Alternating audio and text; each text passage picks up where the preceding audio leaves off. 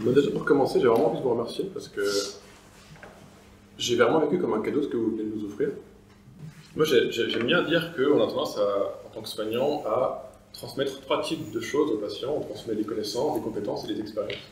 Et j'ai l'impression que l'atelier écriture, c'est ça, c'est une expérience qu'on propose aux personnes, une expérience réparatrice. Vous êtes plusieurs à avoir dit un truc qui m'a interpellé, c'est pour la première fois de ma vie, il s'est passé un truc.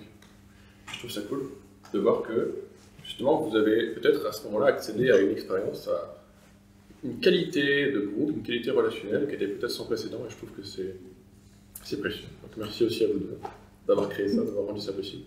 C'est aussi ce que j'essaie de créer quand je fais des groupes sur la CNV, etc. C'est vraiment de créer un espace, une bulle hors du temps où on peut enfin être soi, en fait. Ou alors explorer, c'est quoi, moi? C'est quoi mon identité, quoi? Alors, voilà. Donc moi, je vais vous parler de l'identité de genre, en lien avec la santé mentale. J'ai choisi de faire un plan qui est assez simple, que je vais dérouler du coup dans l'ordre. Donc, vous voyez un peu comment il est construit pour que vous puissiez poser des questions si vous avez besoin après que j'en ai parlé. Parce que je vais aborder du coup en premier l'identité elle-même. Qu'est-ce que c'est que l'identité? Comment ça se construit, comment ça fonctionne. Après, je parlerai de l'identité de genre en particulier. Qu'est-ce que c'est que le genre, comment ça s'articule, voilà, les relations hommes-femmes, etc. Troisième partie, du coup, je parlerai de la santé mentale en lien avec l'identité de genre. Donc, voilà, des questions qui peuvent se poser par rapport à la question du genre. Et une fois qu'on aura dressé un peu le portrait de quelle est la situation, en tout cas, qu'est-ce que moi j'en comprends, subjectivement, je vous proposerai des pistes pour savoir, ok, maintenant on fait quoi? Qu'est-ce qu'on peut faire à partir de ces informations-là? Donc évidemment, mon discours, il n'est pas neutre. Je suis un homme, je suis psychologue, donc ça va orienter ma façon d'en parler, ma façon d'y penser. Je vous invite à ne pas prendre tout ce que je dis comme étant une vérité absolue et dogmatique, c'est vraiment juste ce que j'en ai compris après plusieurs années à y réfléchir, à en discuter, etc. Et du coup, à pouvoir vous autoriser à remettre en question ce que je dis et vous autoriser à voilà, juste prendre ça comme un discours fait par quelqu'un qui a réfléchi mais qui n'a pas la science infuse. Je vous parle de ça parce que justement, vous n'êtes pas sans savoir que c'est un sujet qui est extrêmement sensible, qui est extrêmement politisé, avec des opinions tranchées, etc. de part et d'autre. Et comme à chaque fois qu'il y a un conflit très intense et voilà, un mur en apparence entre plusieurs camps, chaque camp aura cette sensation d'être celui qui a la vérité, celui qui est dans le camp du bien, celui qui est éveillé. Et en fait, que ce soit dans les environnements plutôt politisés à gauche ou politisés à droite, il y aura toujours une métaphore qui revient souvent, qui est la métaphore de Matrix. Donc je ne sais pas si tout le monde a vu Matrix. Si vous ne l'avez pas vu, regardez-le, c'est un super film. De génération. Donc cette métaphore, c'est la métaphore de la pilule rouge. Dans Matrix, pour ceux qui ne l'ont pas vu du coup, en gros, il y a un mec qui propose au personnage principal de faire un choix, qui est soit on choisit la pilule bleue, et donc on reste endormi dans l'illusion, dans le monde des rêves, dans le monde du fantasme, soit on prend la pilule rouge, et du coup on accepte de voir le monde tel qu'il est, de se réveiller, de s'éveiller à soi-même, et justement de pouvoir voilà, lever le voile sur le mensonge, lever le voile sur la manipulation, etc., et devenir clairvoyant. Et donc, chez les personnes qui ont plutôt des références de droite, qui vont dire, voilà, on est les red pillers, on a la red pill, nous on n'est pas dupes. On a compris qu'en réalité, voilà, les femmes veulent nous manipuler, veulent prendre le pouvoir, etc., avec le féminisme. Et c'est pareil à gauche, on a des gens qui vont dire, voilà, nous on est des woke, on est éveillés, nous on a compris les oppressions, les injustices, et du coup on va essayer de lutter pour modifier le monde, pour améliorer la société, etc. Et en fait, je trouve que c'est intéressant de comprendre comment ça a évolué ces dernières décennies pour comprendre pourquoi on a d'ailleurs aujourd'hui à s'interroger sur ce que c'est que le genre, ce que c'est que l'identité, et pouvoir justement commencer à déconstruire un peu les stéréotypes autour de ça et la violence qui va avec. Donc, si on regarde, en 70 ans, il y a eu pas mal de changements pour les droits des femmes, pas mal d'évolutions qui font que nos grands-mères, entre guillemets, elles passaient de la tutelle de leur père à la tutelle de leur mari. Elles n'avaient pas de contraception, du coup, si jamais elles avaient une activité sexuelle, elles pouvaient tomber enceintes, devenir mères, etc. Donc, ce qui conditionnait beaucoup leur vie. Aujourd'hui, avec les progrès des droits, l'IVG, la contraception, etc., Ça a changé beaucoup de choses, ça a changé en fait, les options dont les gens disposent, ça a changé leurs contraintes, et donc ça amène à remettre en question au final les rôles sociaux, les rôles des hommes et des femmes. Puisqu'une femme n'est plus condamnée à rester à la cuisine, comme dirait la chose de droite, et à faire des enfants toute sa vie, etc., du coup, elles vont pouvoir décider, elles vont pouvoir faire autre chose en fait, elles vont pouvoir décider de qui est-ce qu'elles ont envie d'être en fait, plutôt que d'être contraintes par les enjeux sociétaux. Et c'est pareil pour les hommes au final. Et cette injonction à être viril, à être puissant, à être fort, etc., à être dominant, ça peut aussi être mis en question parce qu'il y a des hommes qui ont aucune envie d'être viril, aucune envie de dominer, etc. Et donc voilà, ces changements, ces bouleversements au niveau des droits et au niveau des modes de vie, ça amène forcément à repenser la place des uns et des autres. Et en fait, ces changements, ces modifications même de la façon de parler, de la façon de penser les choses, ça peut aussi générer des tensions, même au sein de mouvements progressistes entre eux. C'est-à-dire que, par exemple, dans les mouvements politiques à gauche, aujourd'hui on observe deux courants qui sont très très en conflit, de façon assez intense, sur les réseaux sociaux surtout, mais pas que.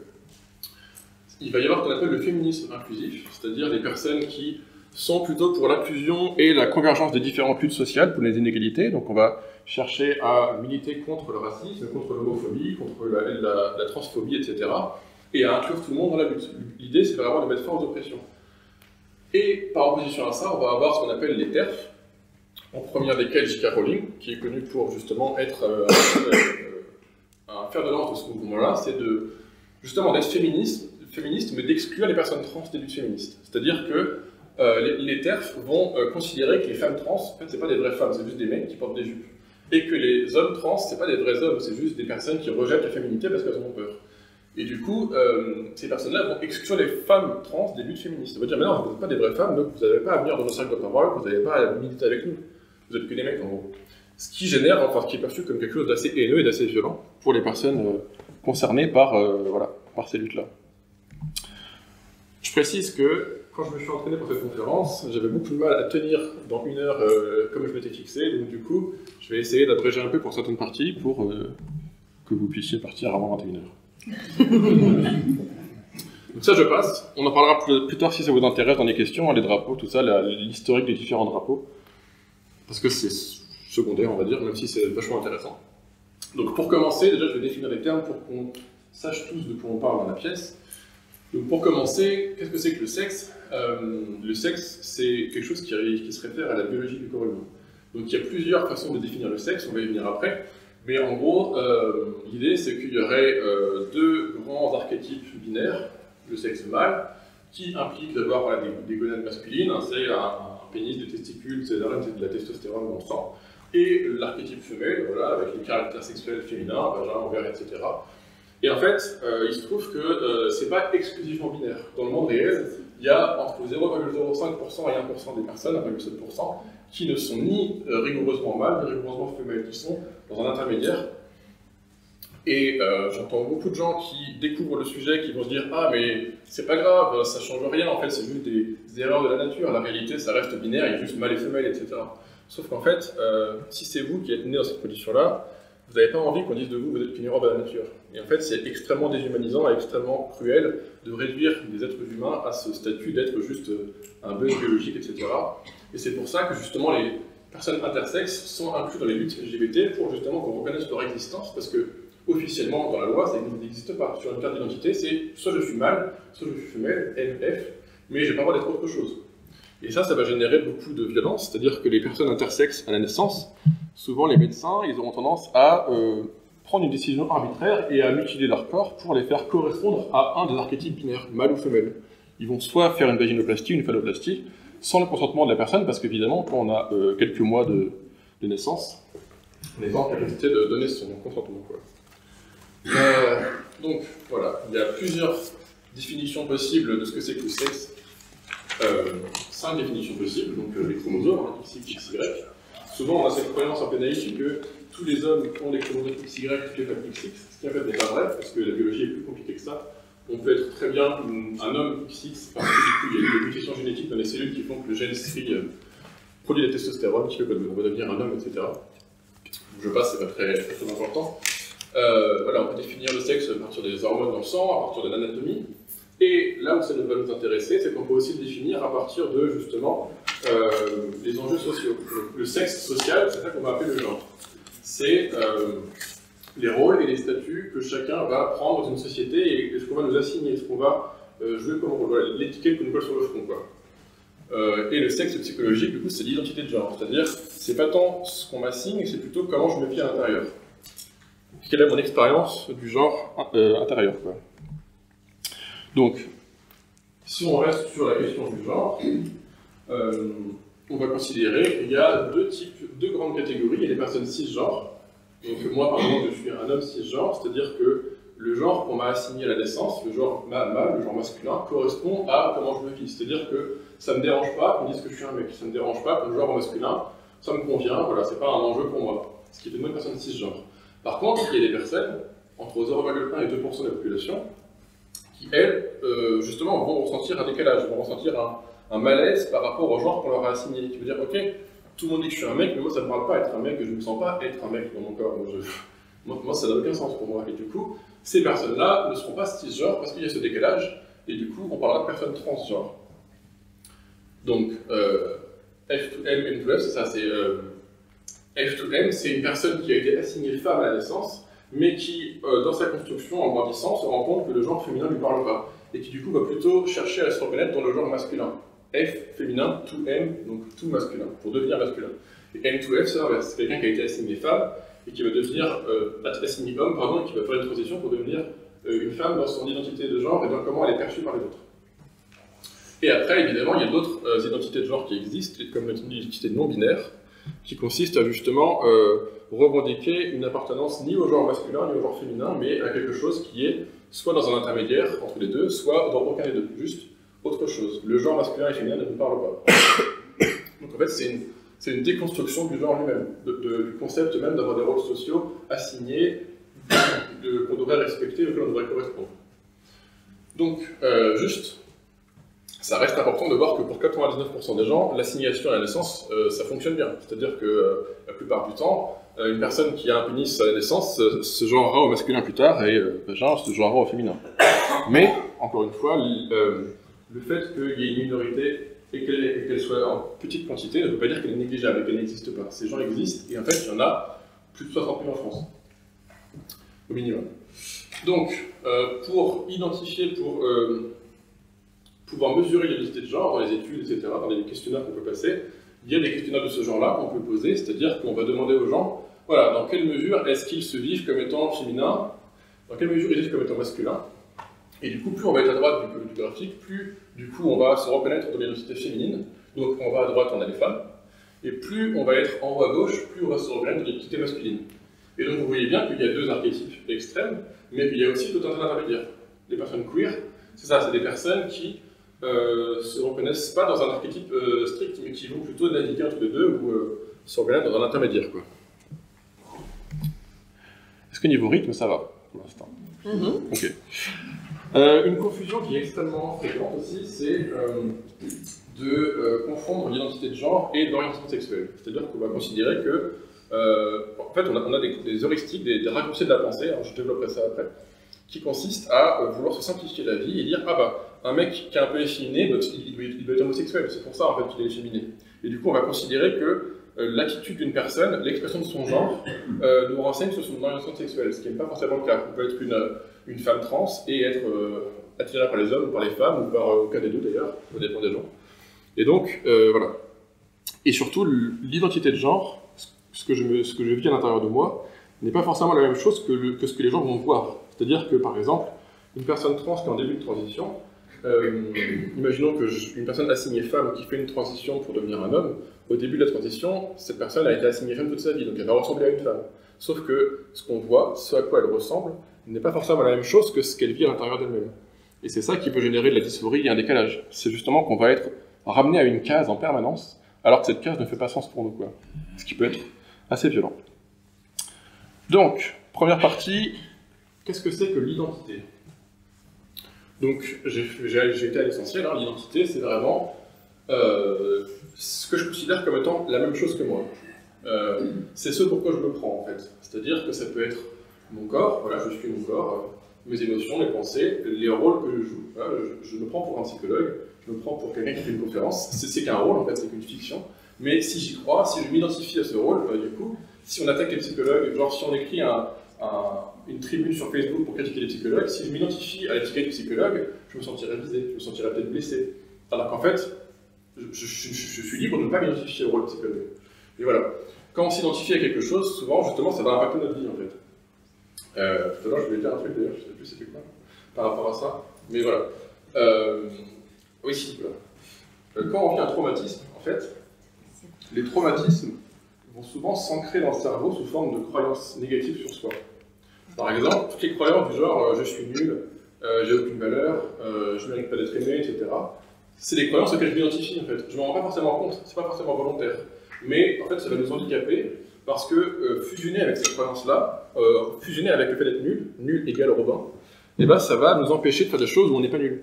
Ça va faire qu'on va couper le monde en deux, on va s'identifier à une partie du monde, le monde des gens nuls, et du coup on considérera que le monde des gens bien, c'est pas nous en fait, ça ne nous concerne pas. Ce qui est une fiction, mais du coup tant qu'on y croit, ça va être une croyance limitante. Et l'identité, c'est pas uniquement ce pourquoi je me prends, c'est aussi ce à quoi je suis ramené en permanence par les autres. C'est-à-dire que l'existence, être reconnu par les autres, c'est justement être étiqueté, c'est être associé à des choses.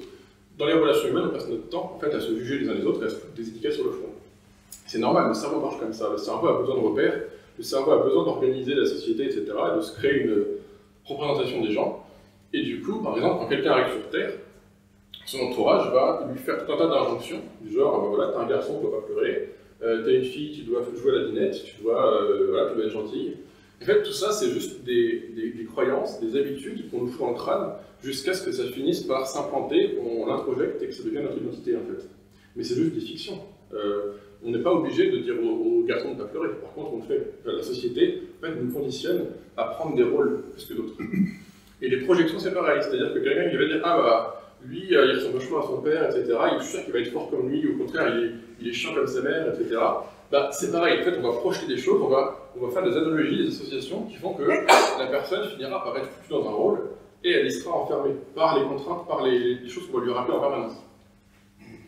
Et donc, voilà, c'est important de comprendre que l'identité, c'est pas un truc qui existe ex nihilo en dehors de tout contexte social. L'identité, c'est avant tout dans quelle case est-ce que les autres me mettent en permanence. Et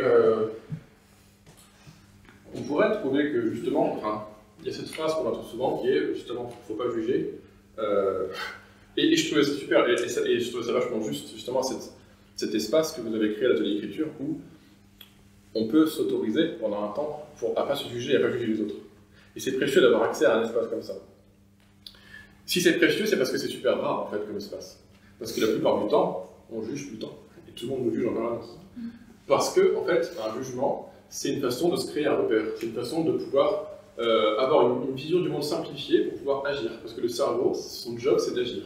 Et donc, on va en permanence créer des heuristiques. Les heuristiques, c'est des autoroutes de la pensée, c'est des simplifications du monde pour pouvoir justement faciliter l'action. Par exemple, si on dit, ah bah voilà, les gens qui s'habillent en rouge, c'est des méchants, bah, du coup, les gens, je n'en parle pas. Et du coup, je peux agir, dès qu'il y a des gens en rouge, je sais comment réagir, etc. C'est un peu simple, mais on passe notre temps à faire ça. À créer des repères. Et pourquoi on fait ça? C'est parce que si on n'a pas de repères, en fait, on va être saturé par à quel point le monde est complexe, à quel point le monde il est effrayant. Et du coup, en fait, on passe notre temps à faire des crises d'angoisse. Les repères, les heuristiques, c'est ce qui nous permet de pouvoir apaiser l'angoisse en pouvant mettre du sens sur le monde, en ayant une explication simple qui permet de pouvoir agir, en ayant une carte du monde qui permet de se repérer, en fait.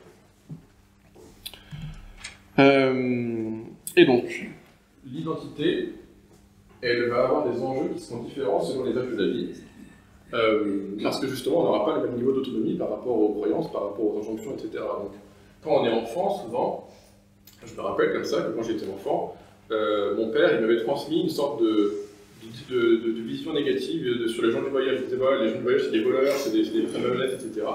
Et en fait, quand j'étais enfant, moi j'avais cru à ça. Et donc du coup, j'avais une personne qui était issue des gens du voyage dans ma classe, et du coup, je l'aimais pas, non pas parce que je le connaissais, mais parce que j'avais assimilé le jugement de mon père.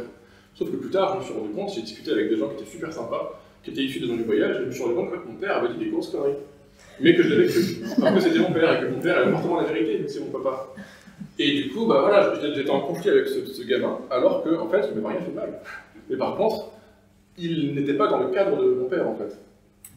Et donc voilà, chez les enfants, il y aura beaucoup ça. Il y aura, en fait, on est dépendant de ses parents, et donc on va avoir tendance à absorber ce qui nous fout dans le crâne, même si c'est débile, en fait. Parce que juste, on a besoin de nos parents pour survivre. Quand on est ado, c'est vachement différent, hein, ce que les ados le savent. C'est que, au contraire, on va plus du tout être dans cette espèce de dépendance aux parents, mais on va commencer à s'autonomiser, on va commencer à chercher à appartenir à un groupe de pères, de gens de notre âge, avec qui on va pouvoir créer une identité propre, personnelle. Et donc du coup, on va créer tout un tas de sous-groupes, où du coup, on va partager les mêmes habitudes, les mêmes comportements, les mêmes façons de s'habiller, etc. Parce que le but, c'est justement de pouvoir se construire, de pouvoir répondre à la question « qui suis-je ?» sans justement s'identifier au fait d'être l'enfant de ses parents, quoi. Ce qui peut justement générer aussi beaucoup de conflits avec les parents. Parce que c'est comme ça que l'ado se construit, en fait. Il se construit par le rejet, avant de pouvoir après grandir et se rendre compte que c'était un peu excessif. Mais bon, ça arrivera après.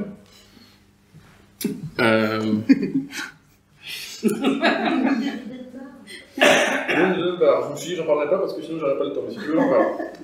Le nombre de Dunbar, c'est, j'en ai parlé dans le Dunbar d'ailleurs, c'est la limite du nombre de personnes avec qui on peut être en intimité, avec qui on peut avoir un vrai lien humain en même temps.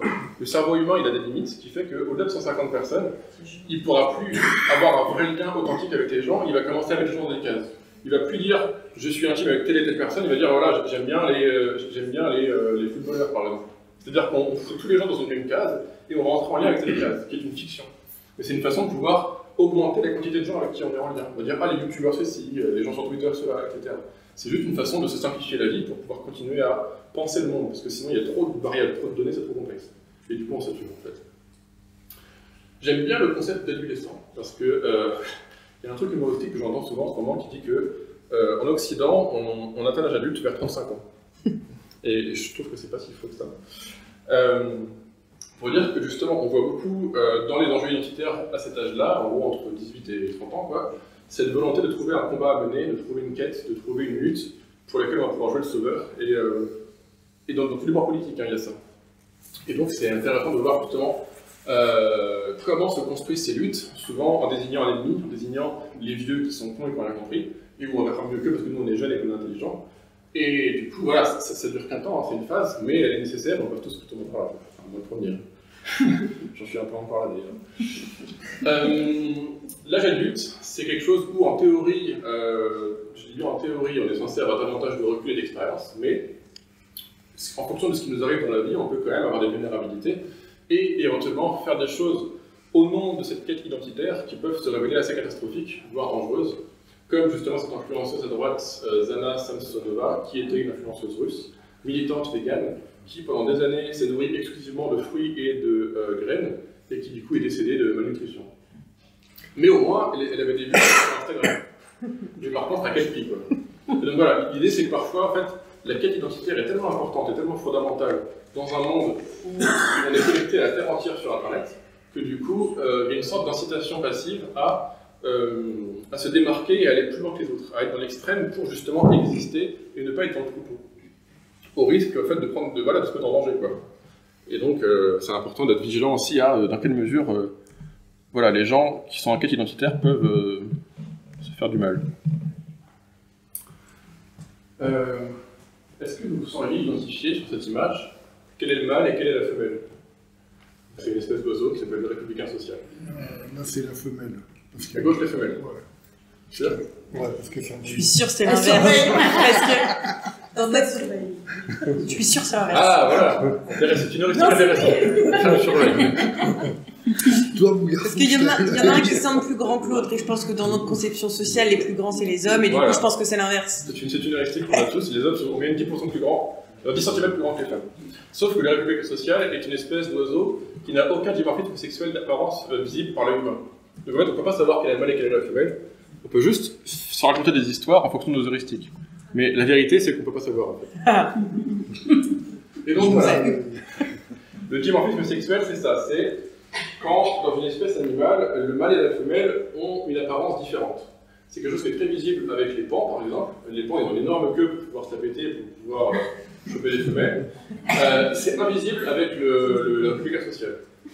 Et donc, Le truc, c'est que l'être humain, Homo sapiens, est une espèce dimorphique. C'est-à-dire que les mâles et les femelles sont assez différents au niveau de la répartition musculaire, de la répartition des graisses, au niveau de la structure osseuse. Les bassins des femmes sont beaucoup plus larges pour que le crâne de l'enfant puisse passer à l'accouchement, etc. Et donc voilà. Pendant mes recherches, j'ai vu régulièrement des gens qui disaient que le dimorphisme sexuel chez l'homme et les femmes était assez faible. Mais en fait, faible tout court, sans référentiel, ça ne veut rien dire. Si on se compare au pan, évidemment, le dimorphisme est assez faible, les hommes et les femmes se ressemblent de loin. Mais si on compare au républicain social, le dimorphisme est vachement important. C'est-à-dire que tout le monde, quasiment, peut repérer un homme ou une femme à 50 mètres en une seconde. Parce que justement, on a tous des heuristiques, on a tous des jugements qui permettent de repérer, de faire des hypothèses très facilement sur qui un homme, qui est une femme.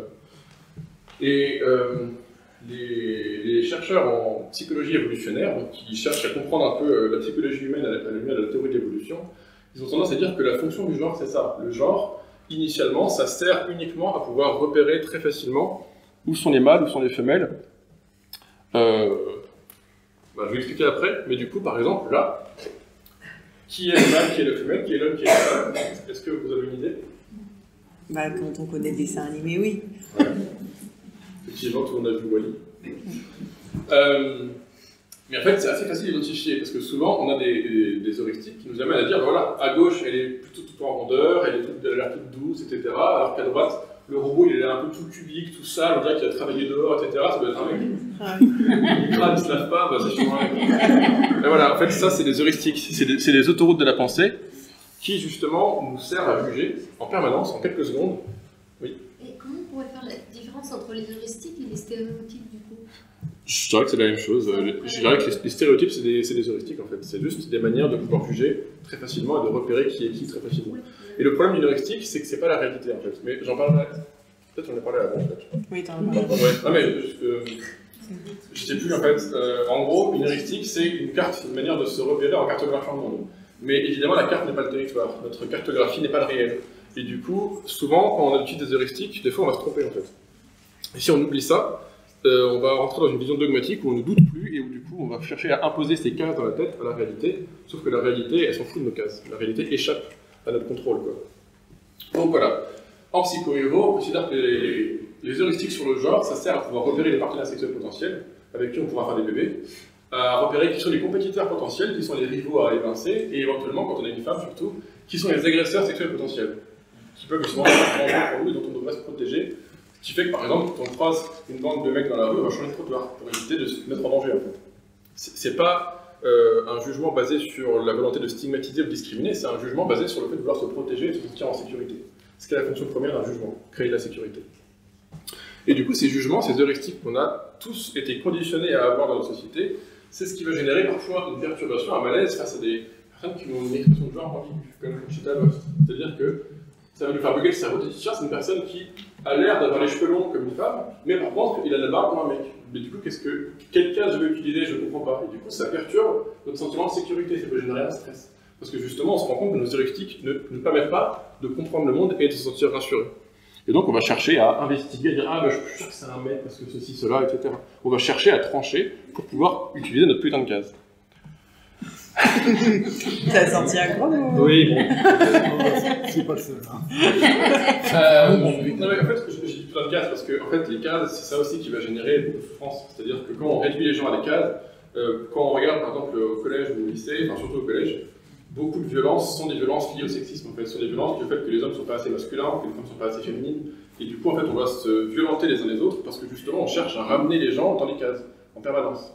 Et en fait, on ne s'en rend pas forcément compte, on passe notre temps à... par exemple, tout à l'heure, il y a une personne qui m'a dit « Ah, c'est quand tu fais un bébé, machin, t'as 30 ans, c'est maintenant qu'il faut que tu mettes... » Ben voilà, on ramène nos cases. J'ai 30 ans, c'est l'époque où on fait des gosses, en fait. Et du coup, il faut absolument me ramener dans cette norme, parce que sinon, ça va pas, sinon c'est stressant. Même si ça a du sens, hein. Donc voilà, dans les sciences sociales, plutôt que d'avoir une vision uniquement évolutive, uniquement biologique, parce que c'est que le genre, on va plutôt considérer que en fait, le genre il est construit par une culture. C'est-à-dire que, suivant la culture dans laquelle je me trouve, les rôles sociaux des hommes et des femmes ne sont pas les mêmes. Les rôles pourront différer, par exemple, en fonction de si je vis au Japon ou si je vis en Australie ou aux États-Unis. Et donc ça montre bien qu'en fait, on ne peut pas expliquer les rôles sociaux et les rôles de genre uniquement à partir de la biologie, ça ne marche pas. Parce que, en fait, les cultures ne sont pas les mêmes. Par contre, même s'il y a des variations en termes de rôle de genre entre les hommes et les femmes, il y a quand même une constante qui est que dans toutes les sociétés du monde, c'est les hommes qui ont le pouvoir. C'est-à-dire que ce qu'on appelle le patriarcat dans le monde féministe, c'est que, en général, ceux qui ont l'autorité, ceux qui gèrent, ceux qui transmettent le nom, etc., c'est souvent des hommes. En fait, il y a un mythe qui est qu'il y aurait eu autrefois des sociétés matriarcales. En fait, c'est pas vrai, ça n'a jamais existé. Si. Matrilinéaire, mais pas matriarcal. C'est pas pareil. Mais bref, je ne rentre pas là-dedans dans le détail, mais il y a cette idée que quand même, peu importe la culture du monde, en général, les hommes, soit parce qu'ils ont plus de force musculaire, ou parce que c'est un rôle qui a été organisé comme ça, ils vont avoir le pouvoir. Et après, je ne suis pas en train de dire que les hommes sont méchants et que les femmes sont gentilles et que sont victimes, parce qu'il y a des théories qui montrent que le patriarcat, en fait, il aurait été sélectionné par l'évolution, justement parce que ça permet de créer des sociétés qui fonctionnent, où du coup chacun a un rôle qui est très clair. En cas de guerre, du coup les hommes vont se faire tuer à la guerre, en cas de paix, du coup c'est un peu différent, etc. C'est pas parce qu'il y a un système de domination que ce système est juste un complot des hommes qui veulent maltraiter les femmes. C'est plus complexe que ça, en fait. Mais malgré tout, le fait est qu'il y a un rapport de domination, et que dans les sciences sociales, le genre est défini comme ça, comme une exploitation des femmes par les hommes, avec les inégalités et la violence que ça sous-entend, quoi. L'homme est le sujet, la femme est l'objet. Et il y a même des gens comme Florence Porcel, ce bouquin est assez sympa d'ailleurs, qui disent que la femme c'est une fiction politique, mais l'homme aussi en fait. Une fiction qui permet de justement légitimer une domination, qui est, voilà, les hommes sont plus intelligents, plus compétents, meilleurs en maths, et du coup, c'est normal qu'ils soient tous à la tête du pouvoir, et qu'on galère à faire une parité homme-femme. Donc, quelques exemples de cultures dans le monde où il y a plus que deux genres. C'est-à-dire qu'il y a plein de cultures dans le monde où, en fait, ils reconnaissent un troisième genre, comme les Pocotes en Afrique du Sud, où, en fait, ils vont reconnaître l'existence d'un genre à part entière qui est lié aux personnes intersexes. C'est-à-dire que là, le troisième genre, il sera lié au fait que les personnes naissent avec des organes sexuels qui sont non-binaires. Et après, le fait qu'il existe dans le monde des sociétés avec plus que deux genres ne signifie pas du tout que ces autres genres vont être bien vus, qu'ils vont être perçus comme équivalents au genre masculin et féminin. Parce que justement, souvent, même si le genre va être reconnu et qu'il y aura un terme pour les désigner, ils pourront aussi être persécutés, être maltraités, être isolés, etc. Si je prends les Irjas en Inde, c'est des personnes assignées hommes à la naissance qui vivent comme des femmes et qui sont organisées entre elles parce que justement, sinon elles sont persécutées en fait. Et c'est important de comprendre ça, qui est que on a ces autoroutes de la pensée, ces heuristiques qui font que quand les gens dérogent à des normes, on va chercher en fait à les faire rentrer dans le rang, et s'ils ne rentrent pas dans le rang, en fait on va les maltraiter. Pas forcément consciemment, mais juste parce que toute la société va être dans l'injonction en permanence, et que ça va générer des discriminations, quoi. Et des... Voilà. Donc, là je parlais du genre dans les différentes cultures. C'est dans le cas où les personnes sont cisgenres organisées dans des cases bien précises, mais justement il y a des situations, comme je disais au début de la conférence, où les gens ne se reconnaissent pas dans les rôles qu'on leur a assignés. Et donc c'est dans ces cas-là que les personnes se considèrent transgenres et que du coup elles vont éventuellement faire une transition. Ce décalage en fait entre le genre assigné et le genre qui a du sens pour ces personnes pourra générer une souffrance, c'est ce qu'on appellera une dysphorie de genre, mais en fait c'est pas systématique. Toutes les personnes trans ne souffrent pas de dysphorie de genre. Souvent en fait on a tendance à pathologiser la transidentité, mais on verra après que c'est une simplification encore une fois. Le truc aussi à prendre en compte, c'est qu'aujourd'hui, il n'y a pas d'explication convaincante de d'où vient la transidentité et pourquoi ça existe. C'est un peu comme l'homosexualité en fait. À une époque, on considérait que c'était une pathologie psychiatrique, l'homosexualité. Dans les années 70, c'était dans le DSM, c'était être fou que d'être homosexuel. Aujourd'hui, c'est plus le cas. Même si dans certains milieux, c'est encore un peu l'idée implicite. Mais en fait, au début, on pensait que c'était une pathologie parce que c'était pas normal, parce que évidemment, les hommes et les femmes sont fertiles entre eux, et donc c'est comme ça que ça doit se passer. Sauf que ce qu'on observe maintenant, c'est qu'il y a de l'homosexualité dans quasiment toutes les espèces animales, après tous les mammifères, homosexualité, voire d'autres choses plus exotiques encore. Voilà, enfin, j'ai eu des choses assez spectaculaires sur ce que font les lapins. Je ne rentre pas dans le détail. Mais voilà. L'idée, c'est que quand il y a un décalage entre le genre assigné et le genre vécu à l'intérieur, c'est ce qui va générer justement cette transition qu'on appellera un coming out. Coming out, ça veut dire sortir de l'ombre, en gros. Ça veut dire arrêter d'être assigné et pouvoir justement revendiquer le genre qui fait sens pour nous et faire une transition sociale, ça veut dire commencer à demander à nos proches de nous genrer dans le genre qui fait sens pour nous, le genre désiré, quoi. Et le problème, c'est que ça va générer tout un tas de complications, tout un tas d'enjeux sociaux, justement. Parce que comme je disais tout à l'heure, l'identité, c'est pas uniquement ce que je me raconte, c'est pas uniquement la réponse à la question qui suis-je.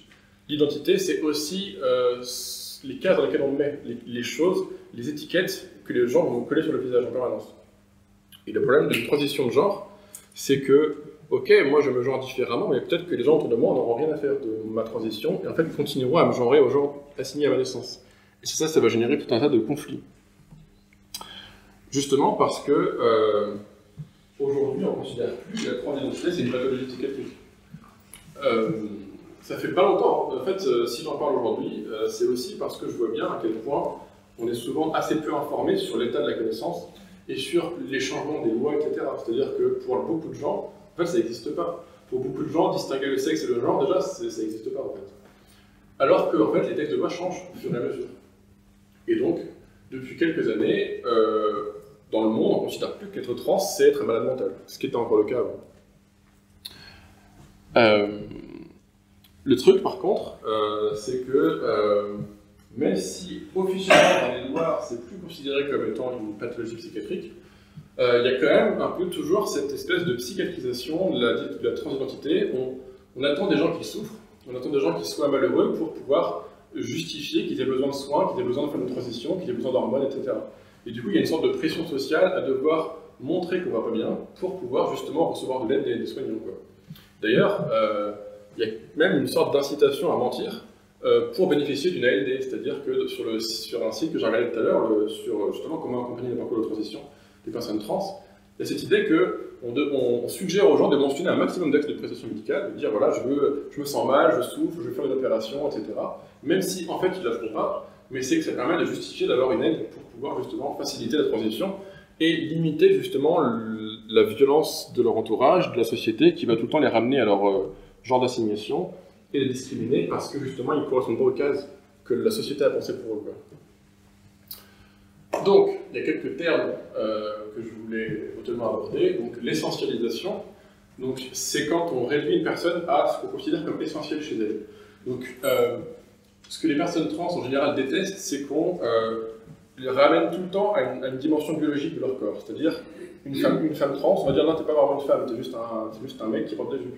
C'est-à-dire qu'on va essentialiser la personne en la ramenant à ses organes génitaux. On va considérer que son expression de genre, son identité subjective n'a aucune importance, n'a aucune valeur. Le seul truc qui compte, c'est ce qu'elle a entre les jambes. Une sorte d'obsession. Et ça sera vécu comme une violence, parce que justement, c'est comme si on ne laissait pas les gens définir qui ils sont. On ne les laissait pas répondre à la question qui suis-je, mais qu'on pensait pour eux les cases dans lesquelles ils devaient être rangés et qu'ils n'avaient pas leur rôle au chapitre, en fait. Ce qui, aujourd'hui, dans une société où on déconstruit les stéréotypes, justement, c'est de moins en moins acceptable, parce que justement, plus on est libre, plus on a envie de se redéterminer, plus on a envie de décider qui je suis et quelle vie j'ai envie d'avoir. Et on n'a pas envie de juste se soumettre à une injonction sociale, en fait. Et donc, la façon dont on pense et dont on parle de l'identité de genre, ça peut en dire beaucoup sur comment on inclut les personnes trans dans la société. De dire à une personne qu'elle se sent femme, ça sous-entend que c'est qu'un ressenti, que ça n'a pas vraiment d'importance, qu'en fait c'est juste un petit délire, quoi. Alors que justement, il y a cet énorme conflit qui a eu lieu, justement, lancé par J.K. Rowling, encore une fois sur Twitter, cette idée que les femmes trans sont des femmes. C'est un tweet qui a été tweeté par Emma Watson en réponse à J.K. Rowling. Justement parce que les personnes trans considèrent que si, dans une société, dans la salle, s'il y a des personnes trans, peut-être on ne rend pas compte, mais quand on les réassigne en permanence à leur genre assigné à la naissance, à leur sexe biologique, etc., et bien du coup ça sous-entend que ce ne seront jamais des femmes. En fait, c'est juste des hommes un peu bizarres. Et du coup, c'est discriminant de toujours séparer les personnes trans et les personnes cis, comme si elles étaient fondamentalement de nature différente, et comme s'il y avait ces cases liées à la biologie qui ne pouvaient pas bouger jamais sous aucun prétexte. Et donc voilà, cette idée, c'est que dans l'inclusion, il y a cette volonté de repenser les catégories de ce que sont les hommes et ce que sont les femmes, pour justement pouvoir apprendre à vivre ensemble et à tenir compte de justement comment les gens ont envie de vivre et d'être perçus socialement par leurs proches, par la société en général. Et donc le passing, c'est ça. Le passing, en gros, c'est la capacité d'une personne trans à être invisible en tant que trans. Une femme trans qui a un bon passing, c'est une femme trans qu'on considère comme une femme tout court. On ne va pas dire elle est trans, on va dire c'est une femme, point. Parce que justement, il n'y aura pas, dans notre perception, des signaux qui indiquent qu'en fait, elle est trans et qu'avant c'était un homme, par exemple, dans sa biologie. Et donc voilà, souvent il y a un enjeu important chez les personnes trans, c'est avoir un bon passing, c'est-à-dire à pouvoir se fondre dans la masse, parce que toutes les personnes trans ne sont pas du tout des militants énervés sur Twitter, la plupart, en fait, veulent juste vivre leur vie, qu'on leur foute la paix et qu'ils aient le droit d'exister, quoi. Et donc, avoir un passing, c'est une façon de disparaître et de ne pas justement être toujours ramené à son genre d'assignation et toujours ramené à sa biologie, si on n'avait pas le droit de se définir, en fait. Donc, la dysphorie de genre, c'est quand, justement, c'est un diagnostic qu'on pose quand le décalage entre le genre assigné et le genre qui fait sens pour nous génère de la souffrance. Et donc, les critères ne sont pas les mêmes pour les enfants et les ados. Donc les enfants, voilà, je ne vais pas vous la plus la diapo, mais en gros, souvent il y aura une sorte de rejet de son corps, une attirance pour les objets et les jouets stéréotypés comme étant de l'autre genre. Souvent il y aura une attirance pour le fait de passer du temps avec des enfants de l'autre genre, alors que dans la société, souvent on est conditionné en fait, à jouer entre garçons, à jouer au foot, à jouer au Chunman, ou à jouer entre filles, à aller faire de la corde à sauter, ou à aller faire la marelle, etc. C'est des stéréotypes. Mais en fait, la société nous conditionne à correspondre à ces étiquettes, à ces rôles de genre. Et du coup, une personne qui a une dysphorie de genre, ça n'aura pas de sens pour elle, en tant que garçon, d'aller jouer avec les garçons, si en fait, cette personne ressent une dysphorie par rapport à son genre assigné. Il dit, mais en fait, moi, garçon, ça ne va pas, c'est nul, moi je veux avoir les cheveux longs, moi je veux pouvoir m'habiller comme je veux pouvoir mettre une robe à l'école si j'ai envie, etc. Et souvent, en fait, voilà, ça va générer une souffrance significative, c'est-à-dire que ça va impacter la vie à l'école, la vie dans la famille, etc. Parce que justement, si un petit garçon de 5 ans, il dit moi je vais à l'école avec une robe, bah, les parents peut-être ils vont pas accepter ça en fait. Du coup les parents vont être en conflit avec lui, ça va générer des tensions et du coup on va dire ah faut l'emmener chez le psy, il est bizarre, il met des robes, etc. Et donc ça va voilà, potentiellement handicaper la personne en fait, d'avoir ce décalage entre son genre assigné et le genre qu'elle... Ah vous voulez redire? Éventuellement si ça vous intéresse je pourrais vous l'envoyer. Enfin, il ne faut pas que vous ayez écrit en fait. Ok, c'est bon. Pardon. C'est bon. Donc, la prévalence, bon, c'est des chiffres qui évoluent en permanence, donc du coup, prenez pas ça trop au sérieux, mais en gros, dans le DSM-5, à la base, on considère qu'il y a en gros, voilà, c'est assez faible la prévalence des enfants qui ont une dysphorie de genre, 0,01%, voilà, c'est une personne sur 10 000.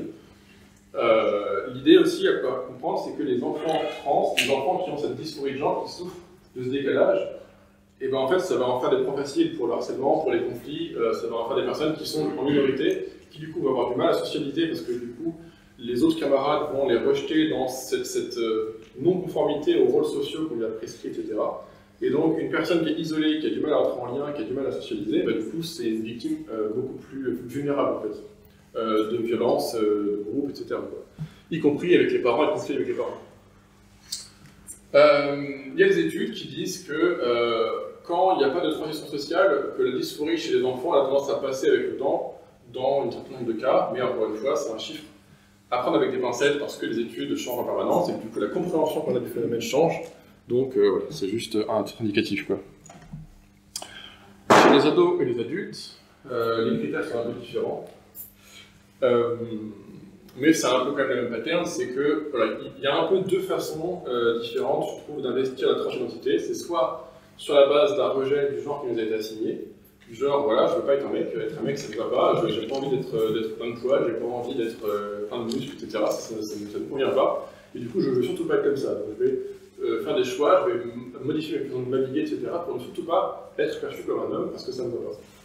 Ou alors, je vais pouvoir faire une transition parce que je suis attiré par un genre souhaité. Donc je vais plutôt voilà, chercher à m'habiller ou à me vêtir ou à avoir des loisirs et des passe-temps qui sont voilà, typiques du stéréotype de ce que c'est qu'être une femme dans la culture rouge.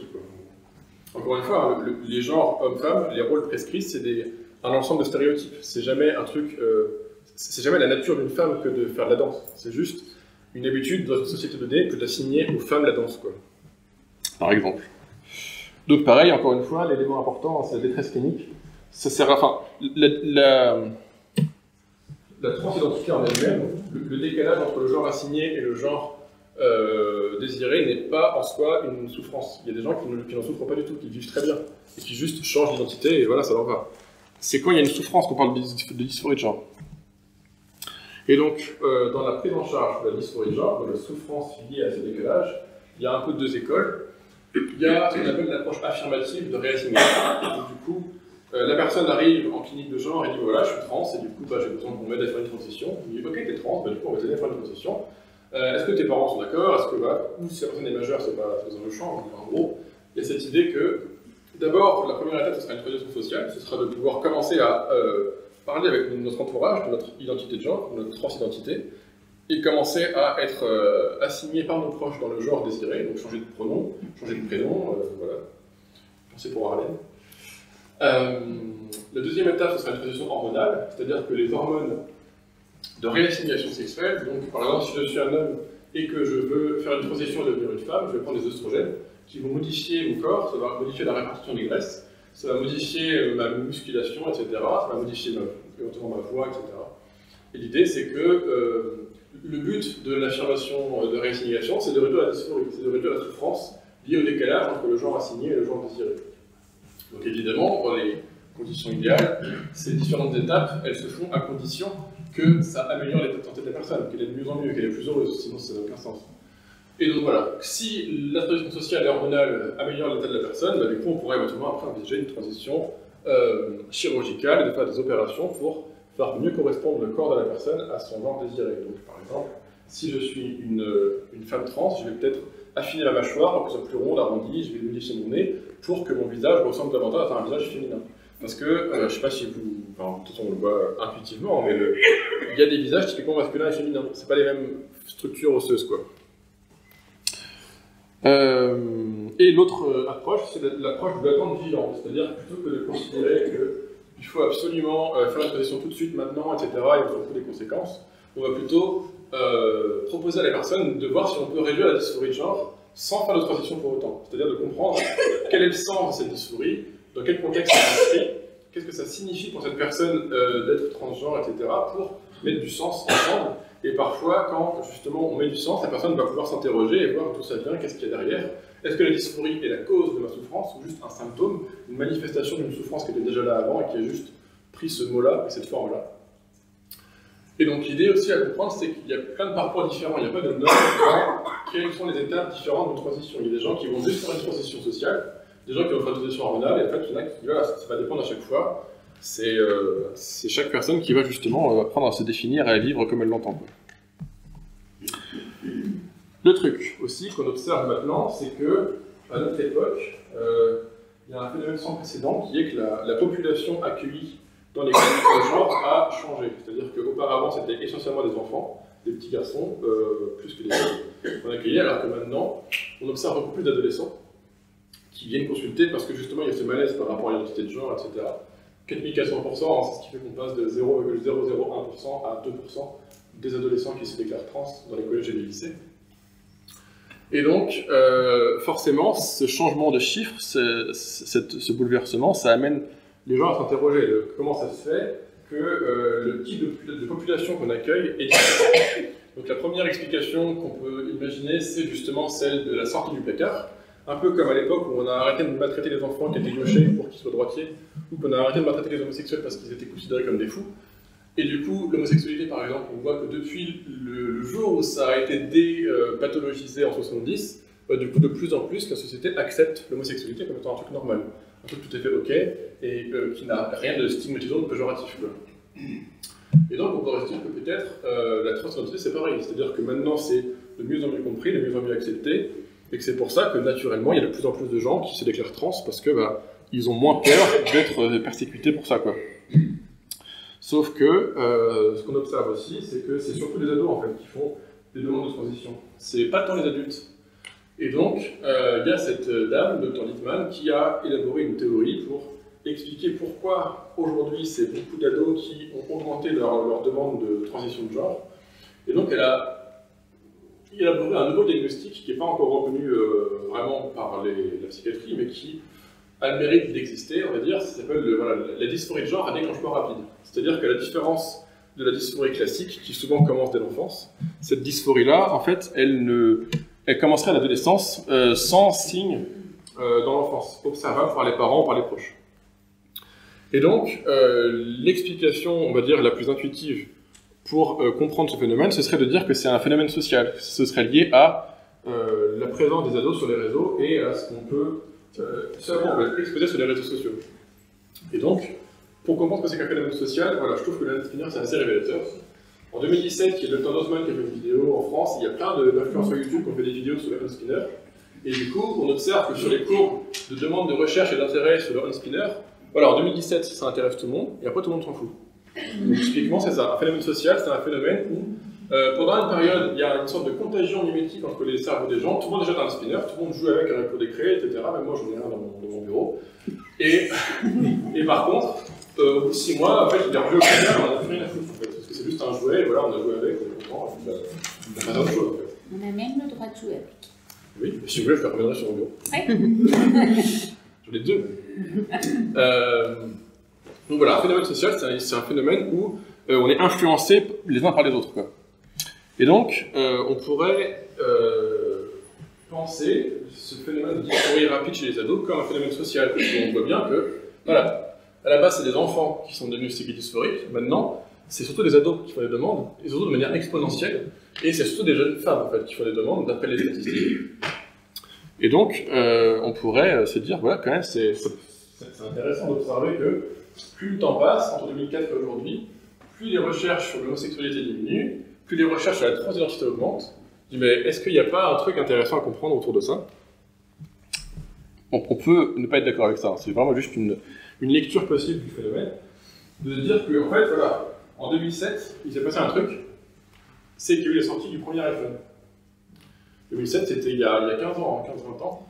Et du coup, l'iPhone, ça veut dire la sortie d'Instagram, des réseaux sociaux, etc., d'un espace où on est tous connectés les uns aux autres, où on peut tous se comparer les uns aux autres, et surtout se comparer aux gens les plus intelligents, les plus beaux, les plus parfaits, en fait. Et se dire, mais moi je suis nul, en fait, à côté, moi j'ai aucune valeur, moi je ne pourrais jamais rivaliser avec ces gens qui sont parfaits, qui sont super beaux, qui posent sur Instagram avec leur bikini, etc., sur la plage. Et donc, le risque, surtout pour les femmes pour qui l'image, l'apparence corporelle est souvent, les femmes sont souvent réduites à ça, en fait, souvent associées à leur corps, etc. Et ben du coup, ça fait flipper, en fait, quand on est une ado, mais j'ai pas envie de devenir un bout de viande, que tous les mecs vont vouloir pécho, etc. Ça me fait pas envie. Et du coup, j'ai pas envie de devenir une femme, en fait, j'ai pas envie de devenir une femme adulte, parce que c'est juste trop flippant, quoi. Et donc voilà, c'est une explication qui est souvent pas mal critiquée, mais qui peut être intéressante à prendre en compte, pour expliquer qu'est-ce qui ferait que certains ados, plutôt que d'envisager de correspondre à l'archétype de la femme qui va être discriminée, qui va être victime de sexisme, etc. toute sa vie, de dire mais en fait non, je préfère être un mec, je préfère devenir un mec en fait, parce qu'au moins je pourrais être en sécurité, je ne serais plus en danger de faire des questions dans la rue parce que juste j'ai les cheveux longs et qu'un mec a vu en moi une opportunité de pouvoir... un autre truc aussi à prendre en compte, pour comprendre pourquoi il y a autant d'ados aujourd'hui qui sont en demande de transition, c'est que un problème que ça pose, c'est qu'une partie importante de ces ados, en fait, ont des comorbidités psychiatriques. C'est-à-dire que c'est pas juste qu'ils ont une dysphorie de genre, c'est aussi qu'ils ont des traumatismes, qu'ils ont un trouble de la personnalité, que parfois il y a un syndrome autistique derrière.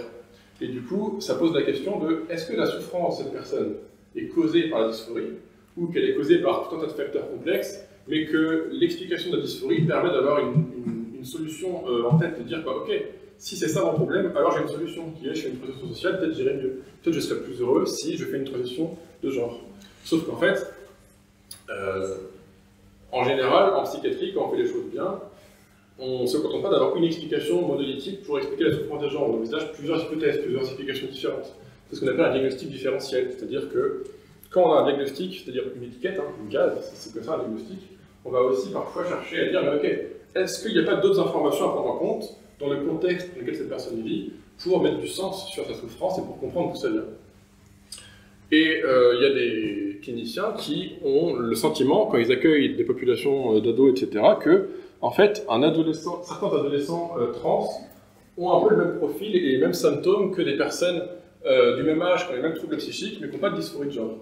Et du coup, on peut se poser la question, mais d'accord, pourquoi est-ce que c'est la dysphorie qui est conçue comme l'origine du problème et donc la solution? Alors qu'en fait, ça se trouve, si on traitait les comorbidités, si on traitait la phobie sociale, si on traitait les TOC ou le traumatisme, en fait, cette personne irait beaucoup mieux et elle accorderait beaucoup moins d'importance à cette question de la dysphorie de genre et à la transidentité, quoi. Et il y a autre chose, sans parler des comorbidités psychiatriques qu'il peut y avoir, c'est que l'adolescence, comme tu le disais tout à l'heure, c'est un moment où on se questionne sur son identité. Son identité propre sur plein de choses, mais aussi son identité sexuelle. Donc en fait, il est naturel de se poser des questions sur qui je suis et moi, je suis quoi, et de remettre en question toutes les étiquettes qu'on nous a données enfant. Donc il y a aussi, je pense, pour ça que c'est une expansion à ce moment-là, c'est parce que maintenant on ose parler de ces questions-là identitaires qu'il y a quelque temps on ne parlait pas et on ne disait pas. C'est aussi quelque chose de naturel de se poser ces questions, juste on en parle. C'est pour ça d'ailleurs souvent on diagnostique pas de façon trop rigide un adolescent, parce que c'est normal quand on est ado d'avoir des émotions qui fluctuent, que ce soit le bordel de notre vie, en fait, c'est juste le principe de l'adolescence. Et donc du coup, justement, l'identification rigide à une étiquette comme étant la seule explication possible à la souffrance, c'est une heuristique, c'est une façon de développer de l'énergie, mais c'est pas forcément une explication satisfaisante pour rendre compte de la personne dans son ensemble et de qui elle est en profondeur. Ce qui génère de la souffrance, c'est la façon dont on réagit à ces questionnements, surtout. Dont l'entourage. Oui, bien sûr. En fait, oui. D'ailleurs, j'en parlerai un peu plus tard, mais effectivement, j'en parlerai quand je parlerai de la dystransition. Mais effectivement, l'entourage est déterminant dans la santé des personnes concernées par ce sujet-là.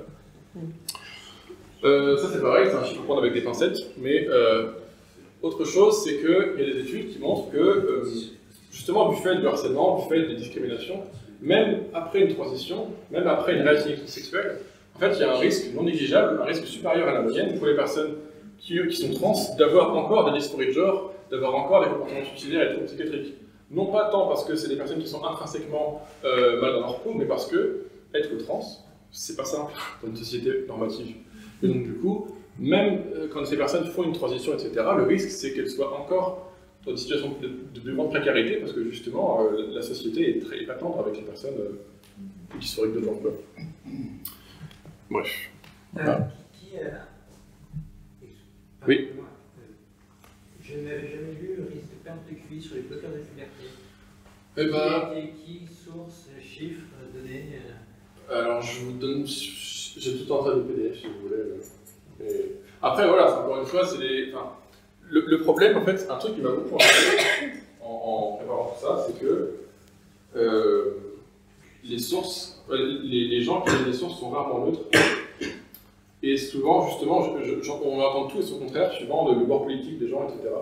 Et effectivement, en fait, les risques de perte de QI, etc., c'était des gens qui parlaient de l'effet, la connaissance qu'on avait de cette molécule-là, parce qu'elle est utilisée depuis longtemps pour d'autres usages, etc. Mais après, j'ai aucune idée, j'avoue, de à quel point c'est important, à quel point c'est handicapant, etc. C'est vraiment ce que j'ai vu passer. On parle de la cytodérone. Oulala. Je ne saurais pas dire. Le bloqueur de puberté, quoi. Après, Mais bon, ça se trouve, vous connaissez mieux le truc que moi. C'est bien possible.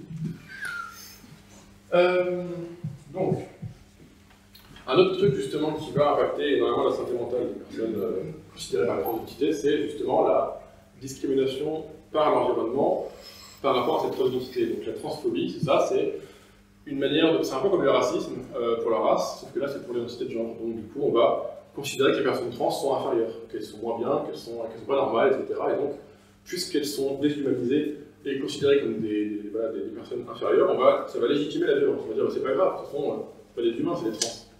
Et donc voilà, la transphobie c'est un peu ça.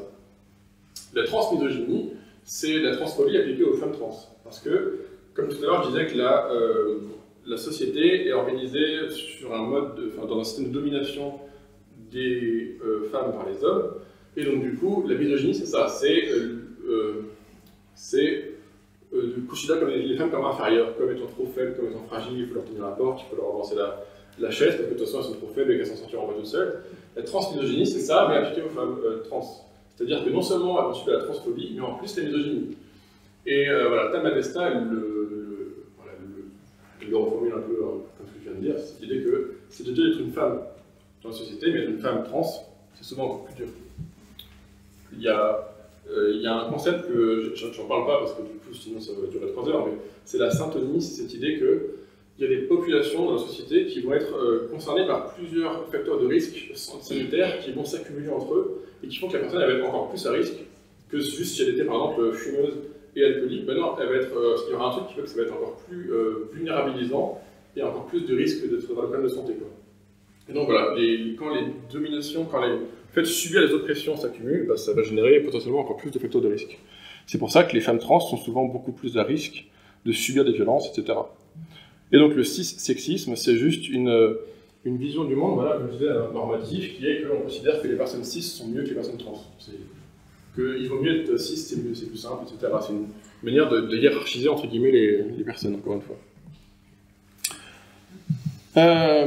Donc, vous voyez, les lois sont super récentes. Hein. 2022, c'était hier, quoi. Donc, il y a des lois qui ont été votées récemment pour justement faire rentrer dans les codes de la conversion le fait de vouloir enfermer les gens dans leur sexe d'assignation. C'est-à-dire, les thérapies de conversion, à la base, c'est un truc qu'on qualifie pour les personnes homosexuelles.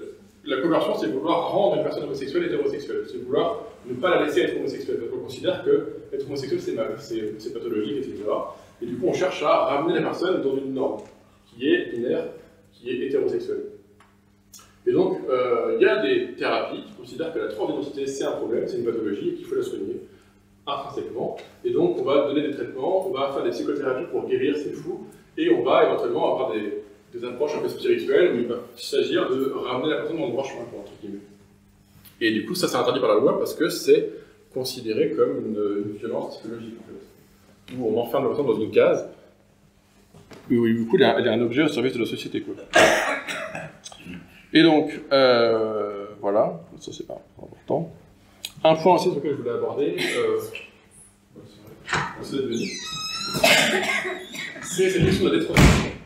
La détransition, c'est un phénomène qui peut arriver quand, après quelques années, après une transition, la personne, en fait, justement, questionne ou en fait, change d'avis sur son identité de genre et se rend compte qu'au final, elle peut faire machine arrière et revenir sur une identité de genre qui correspond à l'assignation ou éventuellement une autre identité, etc. Donc c'est une part de la population qui est assez minoritaire, parce que déjà, les personnes trans, c'est en gros 1% des gens. Les détransitionneurs, c'est 0,4% des 1% des gens. Donc voilà, il y a une étude qui a été faite en 2015 sur 27 000 personnes trans, qui considérait que dans ces 27 000, il y en avait 8% qui en fait, avaient soit détransitionné, soit interrompu leur transition en cours. Et dans ces 8%, la plupart en fait, ont fait une détransition, non pas parce qu'elles ont changé d'avis, mais juste parce que c'était trop compliqué d'être trans, au niveau de la pression sociale, au niveau de la difficulté de trouver un travail, de trouver un hébergement, etc. Parce que justement, quand on est réassigné en permanence, quand le passé n'est pas parfait, et ben, on va être perçu comme étant déviant, et donc déviant, donc insécurisant, et donc devant être mis à l'écart, on va dire.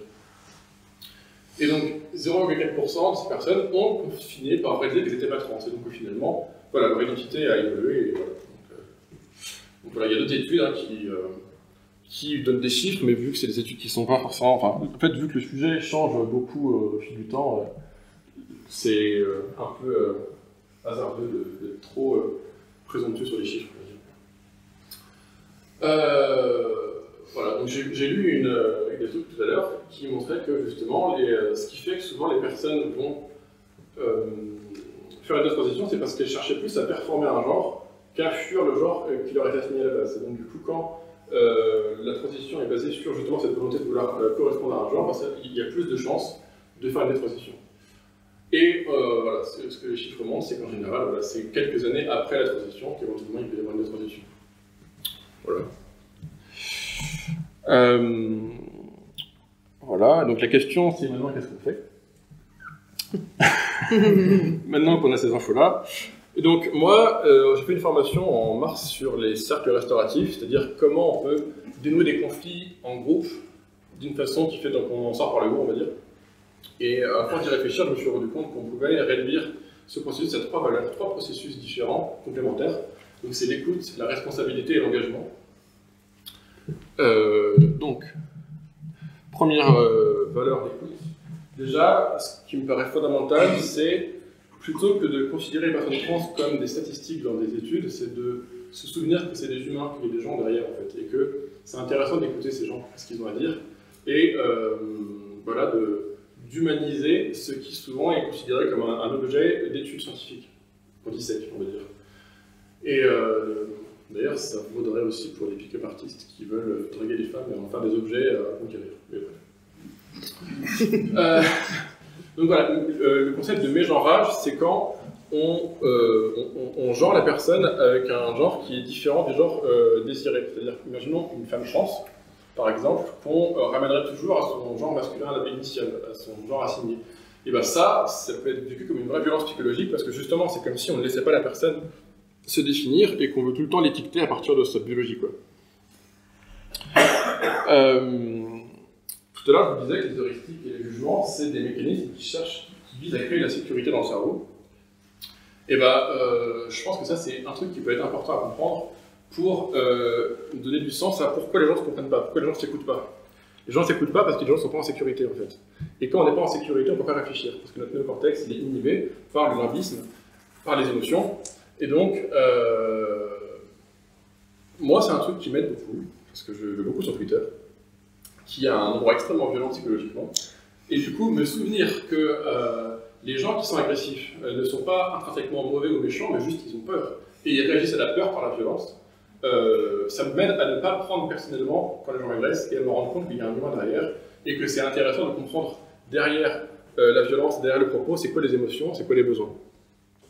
Mais c'est un truc qui peut être utile, voilà. C'est en fait se rendre compte que derrière la violence, derrière les conflits, il y a des humains vulnérables, des humains qui ont peur. Et ce n'est pas en escaladant la violence, en allant de plus en plus loin, que ça va remettre de la sécurité et du confort, quoi. La responsabilité ensuite, donc la question de l'éthique pour les soignants, entre autres, c'est que justement, pour moi la responsabilité, donc, je peux la définir comme la capacité qu'on a à rendre les comptes, à pouvoir assumer les conséquences de ses actes, et du coup à pouvoir s'engager à faire des choses qui ont du sens, quoi, dont on peut répondre. J'ai lu plusieurs études qui montraient justement à quel point les heuristiques des soignants ont tendance à justement compliquer la prise en charge des minorités sociales et sexuelles, parce que justement, on a toujours cette espèce d'a priori qui est qu'une personne qu'on rencontre est forcément hétéro et forcément cisgenre, ce qui n'est pas forcément vrai en fait. Et justement, le fait d'avoir cette a priori, ça fait qu'on ne rencontre pas l'autre tel qu'il est, mais tel qu'on projette qu'il est. Et du coup, en fait, c'est pas une vraie rencontre. Et voilà, cette présomption d'hétérosexualité et d'être cisgenre, ça peut générer de l'insécurité pour les personnes concernées, et du coup, ça peut rendre plus difficile d'exprimer les choses de façon honnête et de se montrer vulnérable. Et surtout, comprenez bien que ce n'est pas des individus, enfin, ce n'est pas les soignants qui sont intrinsèquement malsains ou toxiques ou malveillants. C'est les systèmes, c'est les sociétés, c'est les institutions elles-mêmes qui, par leur côté monolithique, pyramidal, génèrent des étiquettes, des cases et des jugements et donc de la violence. Et c'est ces institutions, ces habitudes de pensée, c'est les formations des soignants qui vont justement implicitement propager une vision normative et une vision stéréotypée qui peut justement être vécue comme une violence, quoi. Mais c'est ce que tu disais tout à l'heure, c'est important d'avoir ces heuristiques parce que ça nous permet de nous sentir sécurisés en tant qu'être humain derrière le soignant.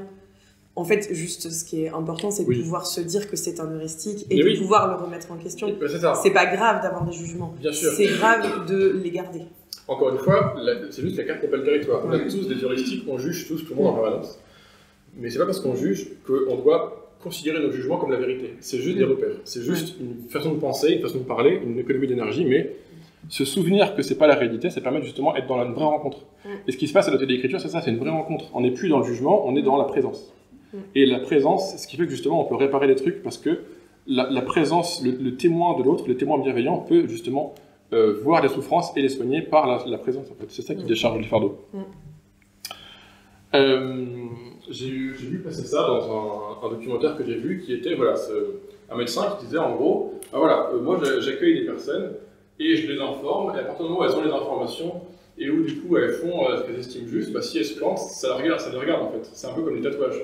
Évidemment qu'une personne qui fait un tatouage, peut-être elle regrettera plus tard, mais au fond, elle est adulte, elle prend des décisions, voilà.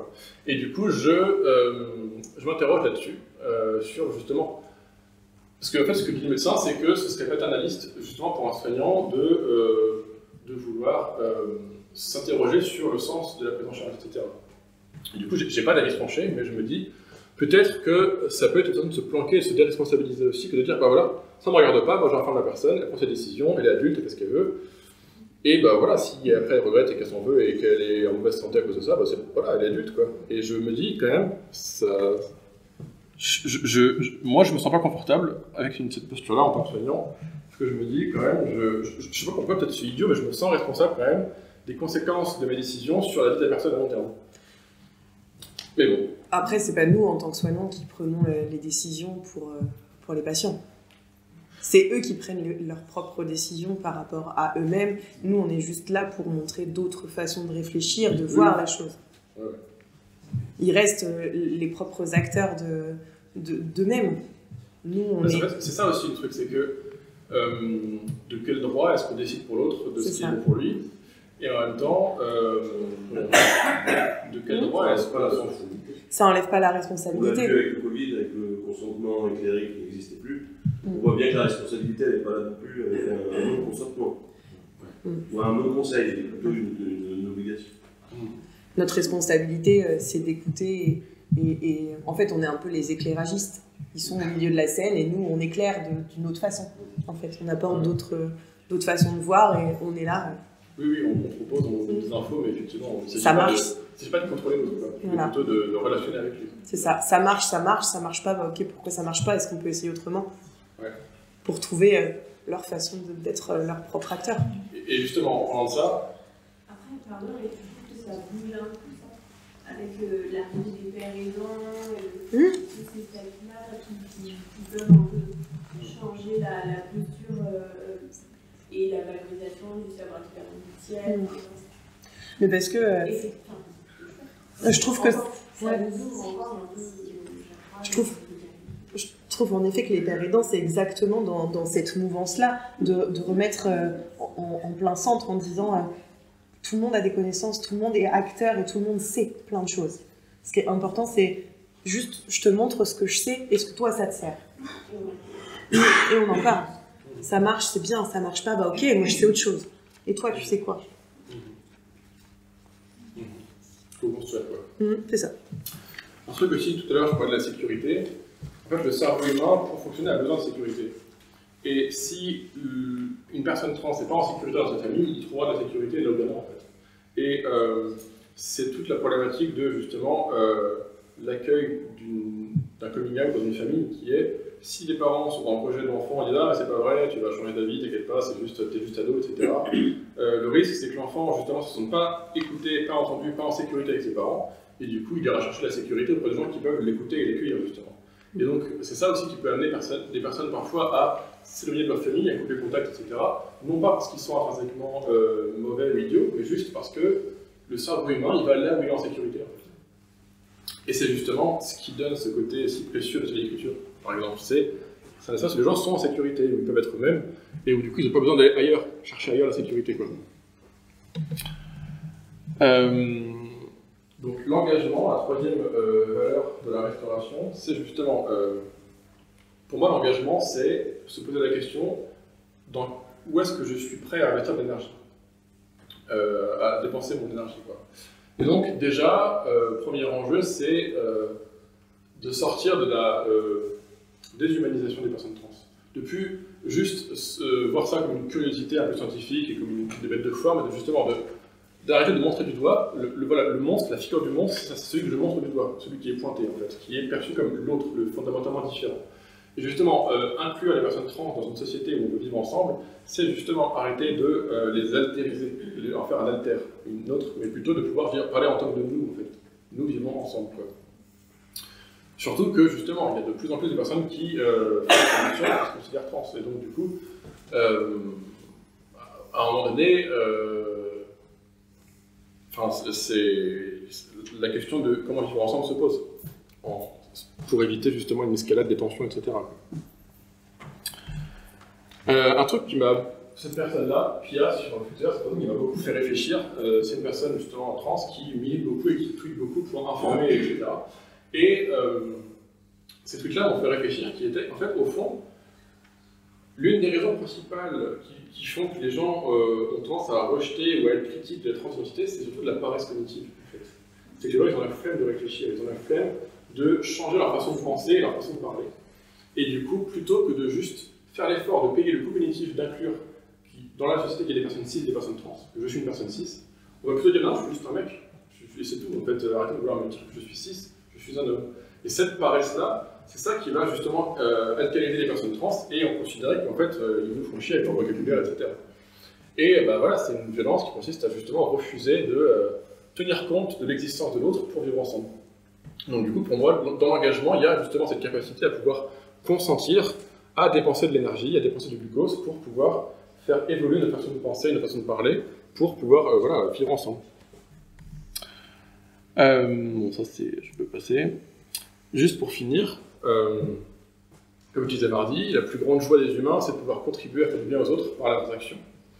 Et j'ai vu un TED de cette personne, donc Lindsay Amer, que je trouvais plutôt sympa, qui disait justement, plutôt que de vouloir vivre et d'aimer les autres malgré leurs différences, peut-être que c'est encore mieux d'aimer les autres pour leurs différences, et justement de faire des différences quelque chose qu'on peut valoriser plutôt qu'un stigmate qu'on met sur le tapis en fait. Et je trouve ça intéressant comme état d'esprit qui est voilà, comment on peut se mettre en valeur les uns les autres plutôt que de juste faire avec comme si voilà. Donc je vous laisse avec ces citations-là pour cogiter si vous voulez. Et puis si vous avez des questions, du coup, je crois que c'est la dernière diapo. Ouais. Voilà. On peut applaudir les gens.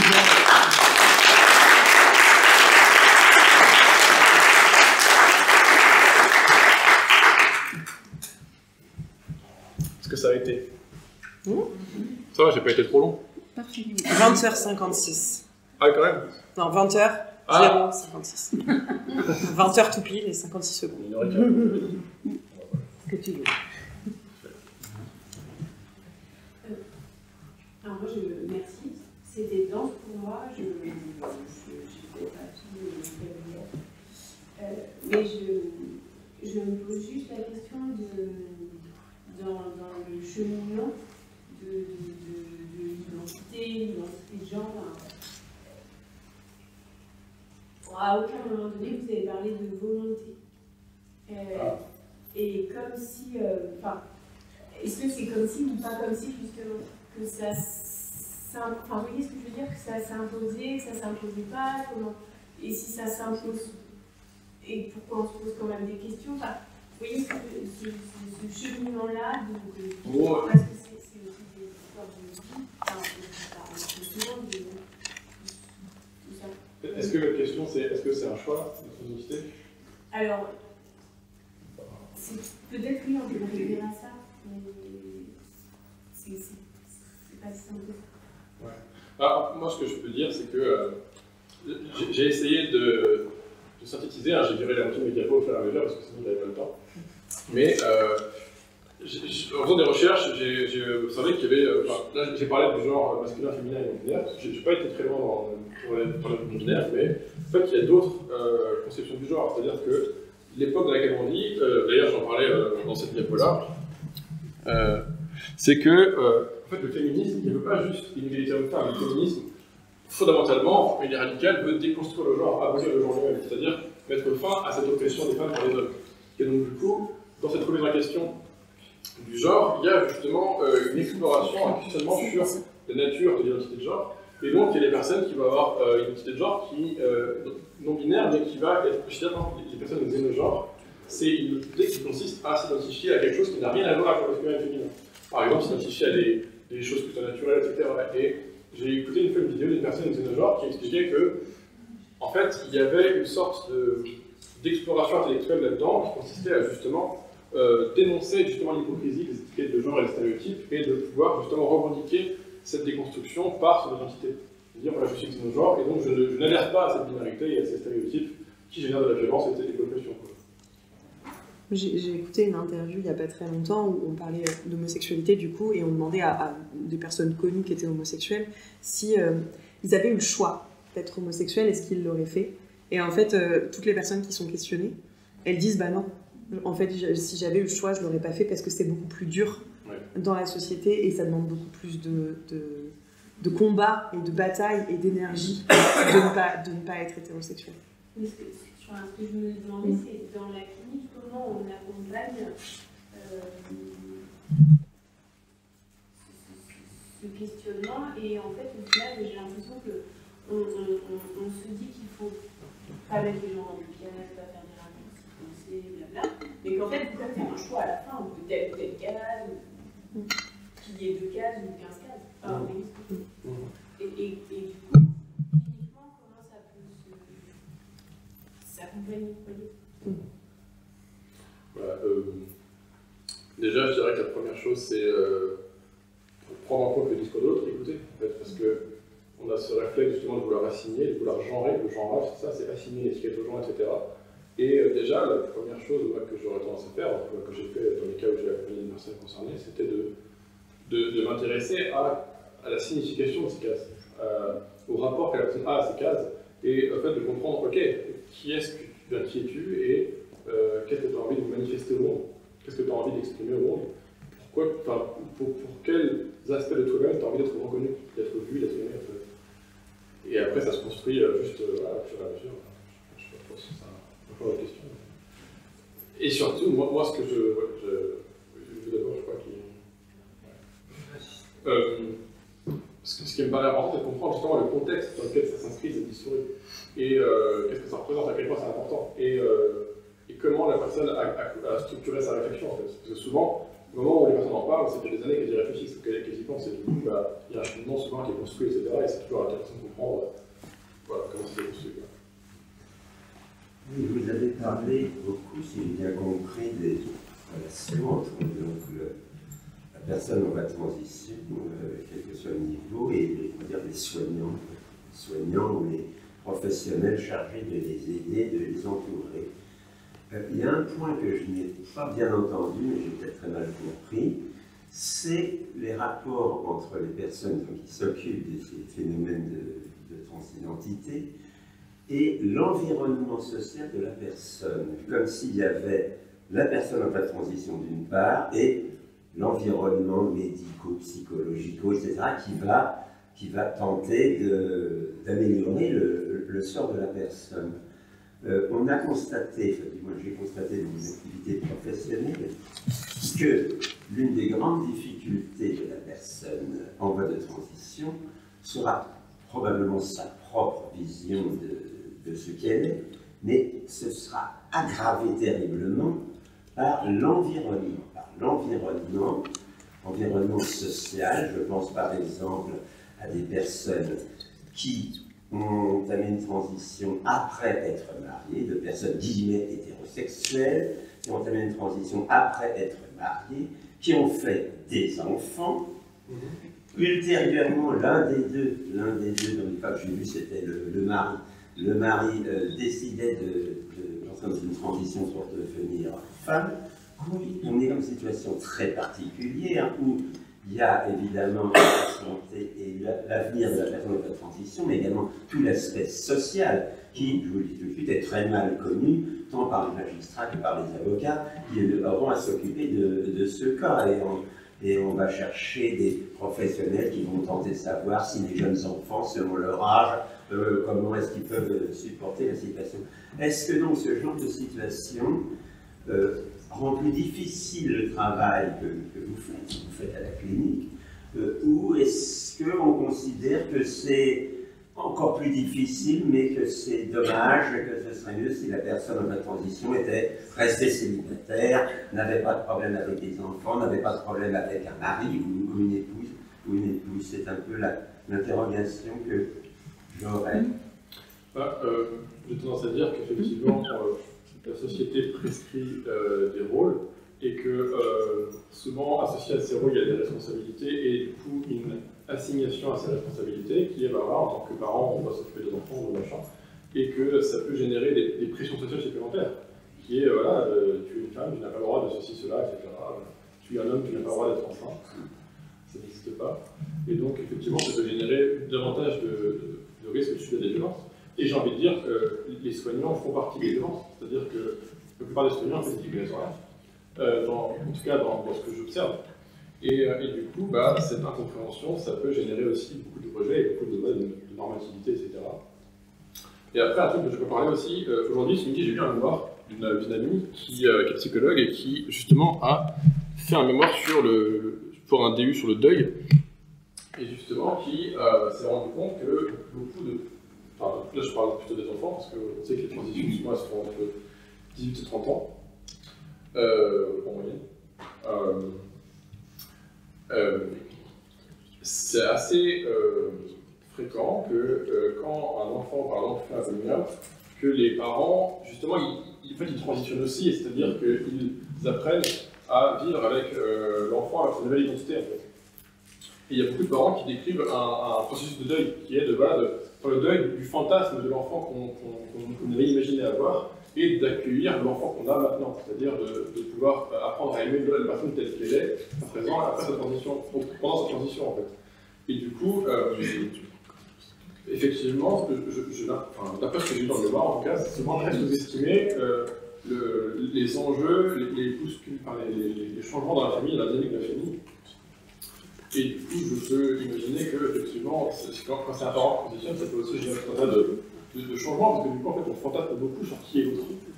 Mes parents, pareil, j'ai des hérétiques pour mettre mes parents dans des cases, mon père est aussi, ma mère est cela. Et si je me rends compte qu'en fait, ça fait 20 ans que je me trompe sur certains enjeux, parce que l'autre n'a jamais parlé, parce qu'elle n'était pas en sécurité, parce que du coup, c'était trop effrayant de dire à voix haute des choses qu'on garde en soi, parce que c'est qu'on a peur de la réaction de l'autre, et bien souvent, effectivement, ça peut générer un chamboulement. Mais après, quelque part, est-ce qu'on préfère vivre un chamboulement avec les gens qui sont, ou alors continuer, leur demander de continuer à mentir?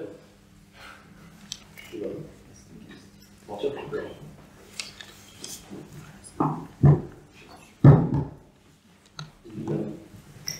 Oui, ma question fait penser à une anecdote, un espèce de lieu commun que l'on entend souvent en racontant son histoire. C'est ah, mais alors du coup, j'ai vu un truc très intéressant sur M6 l'autre soir. Ça y est, j'ai compris. Donc en fait, tu sais, depuis tout petit, bien sûr, enfin, cette idée que ce serait un peu viscéral, qu'on a depuis toujours. C'est faux. Il y a des personnes chez qui ça se traduit comme ça très jeunes, et il y en a d'autres pour lesquelles, on va dire des personnes plus pragmatiques, plus empiriques, qui vont plutôt chercher à correspondre, à entrer dans la case très très longtemps, et puis après avoir épuisé toutes les hypothèses, parce qu'effectivement c'est pas confortable comme situation de se dire mon Dieu, moi en 2005 le protocole de la suspecte de transition, et je me suis dit waouh. Non, déjà c'est un peu mieux en ce moment, je crois qu'il faut le faire parce que en fait c'est bien, je me débrouiller, c'est pas là. Parce que effectivement c'est tellement difficile que ça tout est cœur. On s'est à peu près la pointe de la étape qui nous attend, on n'a pas encore envisagé. Et je pense que effectivement une transition dans mon cas entamée à 35 ans. C'est vrai que j'ai fait beaucoup de tentatives de réalisation sur le sujet avant de me dire alors, je vais occuper ça. Certaines idées, certains désirs ou certains fantasmes qui ont pu être évoqués mentalement chez moi étaient très inconfortables. Mais le seul moyen de donner une cohérence à tout ça, c'était d'entamer cette démarche. Et voilà, encore une fois, avec la violence, bien sûr, mais on survit, en fait. Moi, j'aurais tendance à répondre à votre question en disant plus la souffrance est grande, plus c'est dur à prendre en charge. Peu importe d'où elle vient, en fait. Oui, mais ce que je voulais insister, c'est qu'il y aurait dans les cas que j'ai cités, on pourrait dire des victimes collatérales, qui vont être les enfants à qui on a brusquement imposé de continuer à voir leur père devenir, si j'ose dire, les beaux-parents, on n'est pas dans un cas, on est dans des cas qui sont encore beaucoup plus difficiles. Alors ouais, je pars du principe, là moi j'étais sur la personne transgenre. Oui, mais c'est pas parce que les enfants qui vont bien demander, brusquement, quelqu'un va dire devant un tribunal, c'est un rapport d'expert, il n'est pas sain, nous estimons que telle fillette de 3 ans continue à avoir son père, ou son père est devenu mère, ou uniquement milieu fermé, des choses comme ça, c'est peut-être quand même très traumatisant pour l'enfant, d'autant plus que les décisions en question sont souvent prises par des personnes dont les compétences sur leur domaine sont sujettes à caution. Après, est-ce que vous êtes sûr que c'est très traumatisant? Ça dépend peut-être de comment ça se passe, comment c'est annoncé, comment c'est en général, un traumatisme, c'est souvent quand on a peur de mourir. Quelqu'un de traumatisé, c'est quelqu'un qui a été confronté à la mort. C'est pas forcément traumatisant que de voir un de ses parents changer d'identité, changer d'apparence, changer de rôle social. Ça peut être expliqué à l'enfant. À 3 ans, on est pas idiot, on peut rendre des choses, etc. Et ça peut aussi être accompagné. Évidemment, il ne s'agit pas d'imposer un truc de manière dogmatique et brute, mais c'est comme ça, machin. L'important, c'est d'aider l'enfant avec du sens. Donc, effectivement, les étiquettes hommes-femmes, c'est des étiquettes qui, à la base, sont structurantes pour comprendre le monde et la société. Et donc, du coup, si on déconstruit les étiquettes de 3 ans, avant d'avoir construit un rapport au monde qui est stable, ça peut être anxiogène pour l'enfant. Mais à partir du moment où on l'explique, on donne du sens et où on met des mots, a priori, l'enfant, il peut aussi comprendre. Voilà. Si l'enfant il est aimé et qu'on veille à sa sécurité. J'ajoute que les données montrent que la majorité des couples dont les 2 personnes transitionnent traversent la transition, non sans certains hauts et bas, erreurs et questions, mais la majorité assez large, 60 ou 65%, survit à la transition.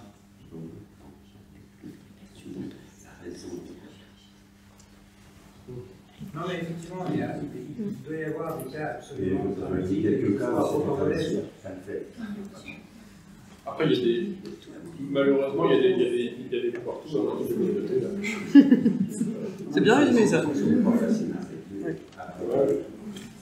Après, moi, j'ai tendance à dire quand même que être une minorité, avant le courage de faire un coming out pour revendiquer une identité atypique par rapport à la norme, en général, j'ai une heuristique qui m'amène à penser que ça demande quand même une capacité d'introspection et de courage et de connaissance de soi qui permet justement d'avoir davantage de capacité d'empathie. Parce que pour pouvoir se rendre compte qu'on ne correspond pas à une norme, pour avoir le courage de vivre autrement dans cette norme, ça demande quand même d'avoir fait du chemin en fait. Et donc, j'aurais tendance, c'est mon heuristique, à considérer que dans les couples où il y a des minorités, etc., il y a plus de chances qu'il y ait de l'empathie. Parce que justement, c'est pas des gens qui vont juste répéter bêtement la norme et dire ouais, le mec il va travailler, la femme elle a la cuisine, etc. Là, il n'y aura pas forcément de réflexion sur qui je suis et comment on fonctionne et de pouvoir s'écouter, etc. Après, voilà, c'est juste une vision de monde qui est simplifiée. Quelqu'un d'autre peut dire? Est-ce qu'il y a d'autres questions? Déjà aussi, je pense que le coming out ne devrait même pas exister le mot, le terme. Tout à fait. On ne devrait pas, personne pour l'avoir fait. Ouais. Je pense juste qu'on n'a même pas à se justifier auprès de qui que ce soit sur notre orientation sexuelle, supposée ou pas. Et je pense aussi qu'une phase, c'est l'outing en lui-même, être forcé, contraint par X ou Y photo, à assumer un genre, une orientation sexuelle. En fait, l'outing n'existe que parce qu'il y a des présomptions d'hétérosexualité ou de cisgenrisme. En fait. Si on ne mettait pas les gens dans des cases de la naissance, si on ne les jugeait pas comme étant par définition hétéro, etc., il n'y aurait pas de coming out. Le coming out vient d'un monde normatif. Et surtout, vu qu'il y a cette projection, bah, du coup les gens ont pas l'info. Donc le coming out, c'est de donner l'info. Oui. Pour moi, le coming out, je ne le verrais pas comme une justification.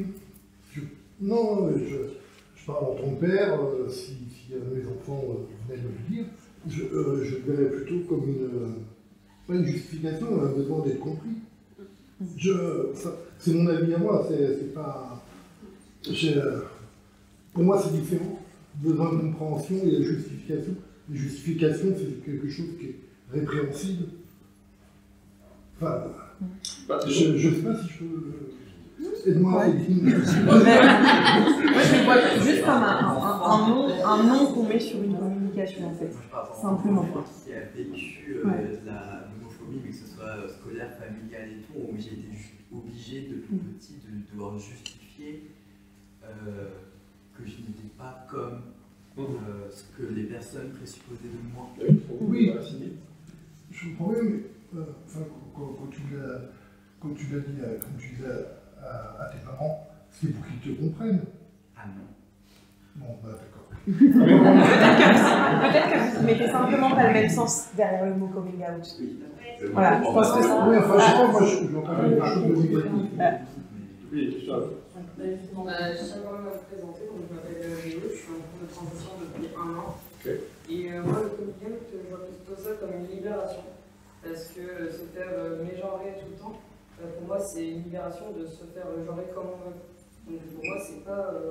Quand un coming out, c'est bien que ça existe. Parce que si ça n'existait pas, on nous genrerait toujours au féminin et au masculin. Ça dépend des vécus. Et... Ça dépend des vécus. Ouais. Même pour nous, du coup, son coming out l'a fait en transition, on le savait quelque part. Et nous, ça nous a permis de bien avancer. Et nous, voilà, du coup, après, on a entamé les procédures. Et on a eu notre enfant qui s'est senti mieux, écouté, et on est présent pour lui. Et voilà, ce coming out a enclenché du coup le processus. Parce qu'après, ça dépend, voilà, chacun a son vécu, chacun. Et quel sens on met derrière en fait.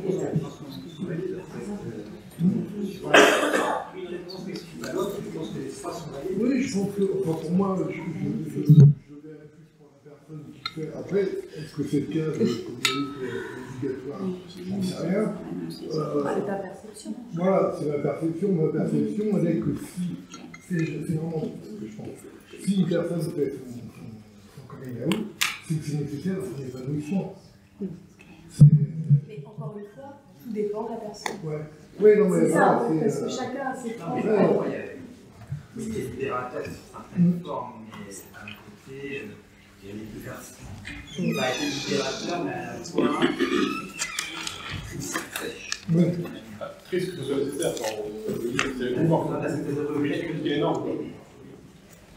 Quand c'est justifié considérablement. Je crois que souvent dans le coming out, il y a aussi un besoin d'être rassuré, qui est est-ce que si je te montre que je suis, tu vas me rejeter ou est-ce que tu vas me rejeter pas?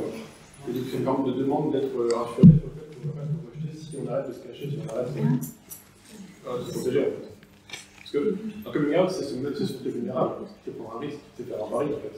Et ça arrive souvent que dans un coming out, ça se passe mal. Enfin, c'est pas systématique, mais il y a plein de situations où ça va générer de la violence. Et donc, c'est aussi une manière de vouloir chercher à être rassuré, à trouver des personnes qui sont bonnes pour nous, qui nous veulent du bien, sans qu'on ait à devoir leur mentir, qu'ils acceptent en fait. Alors, j'ai lu quelque chose dans les slides qui se sont passés. Décision de transition égale coming out. À mon avis, un raccourci un petit peu rapide là-dessus.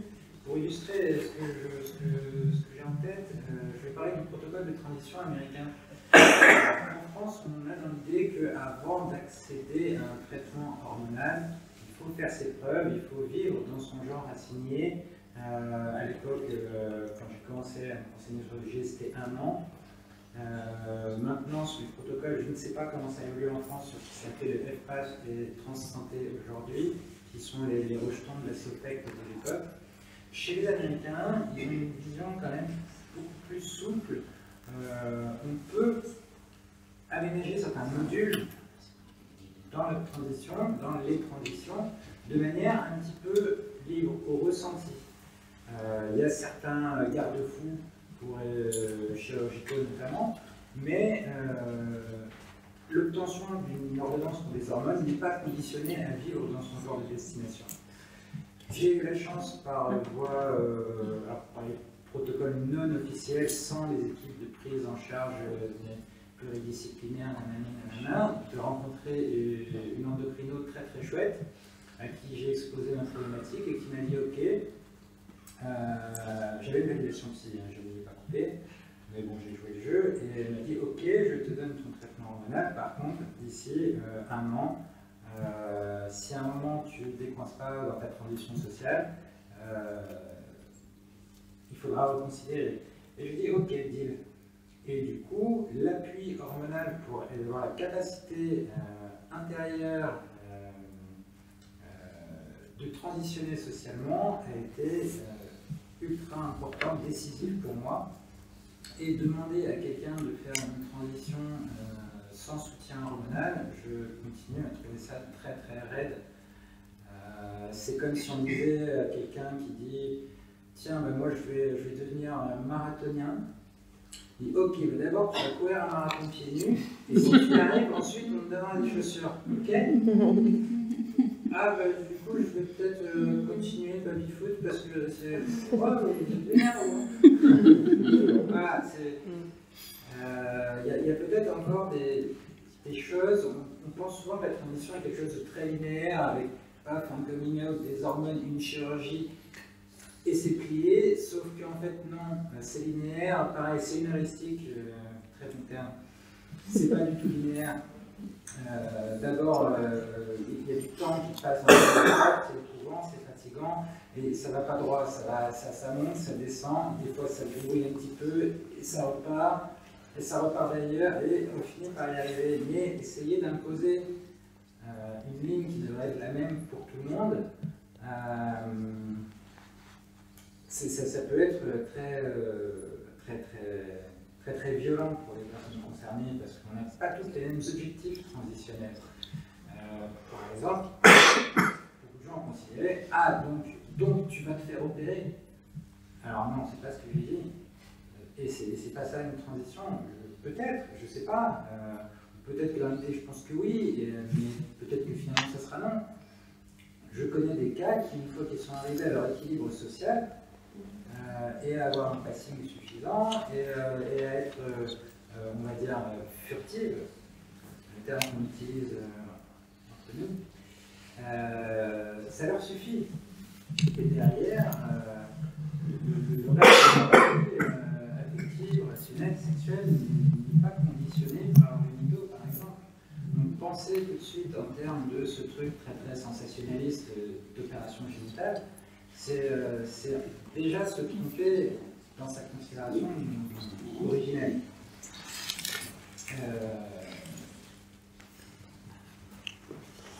C'est tout. Merci beaucoup.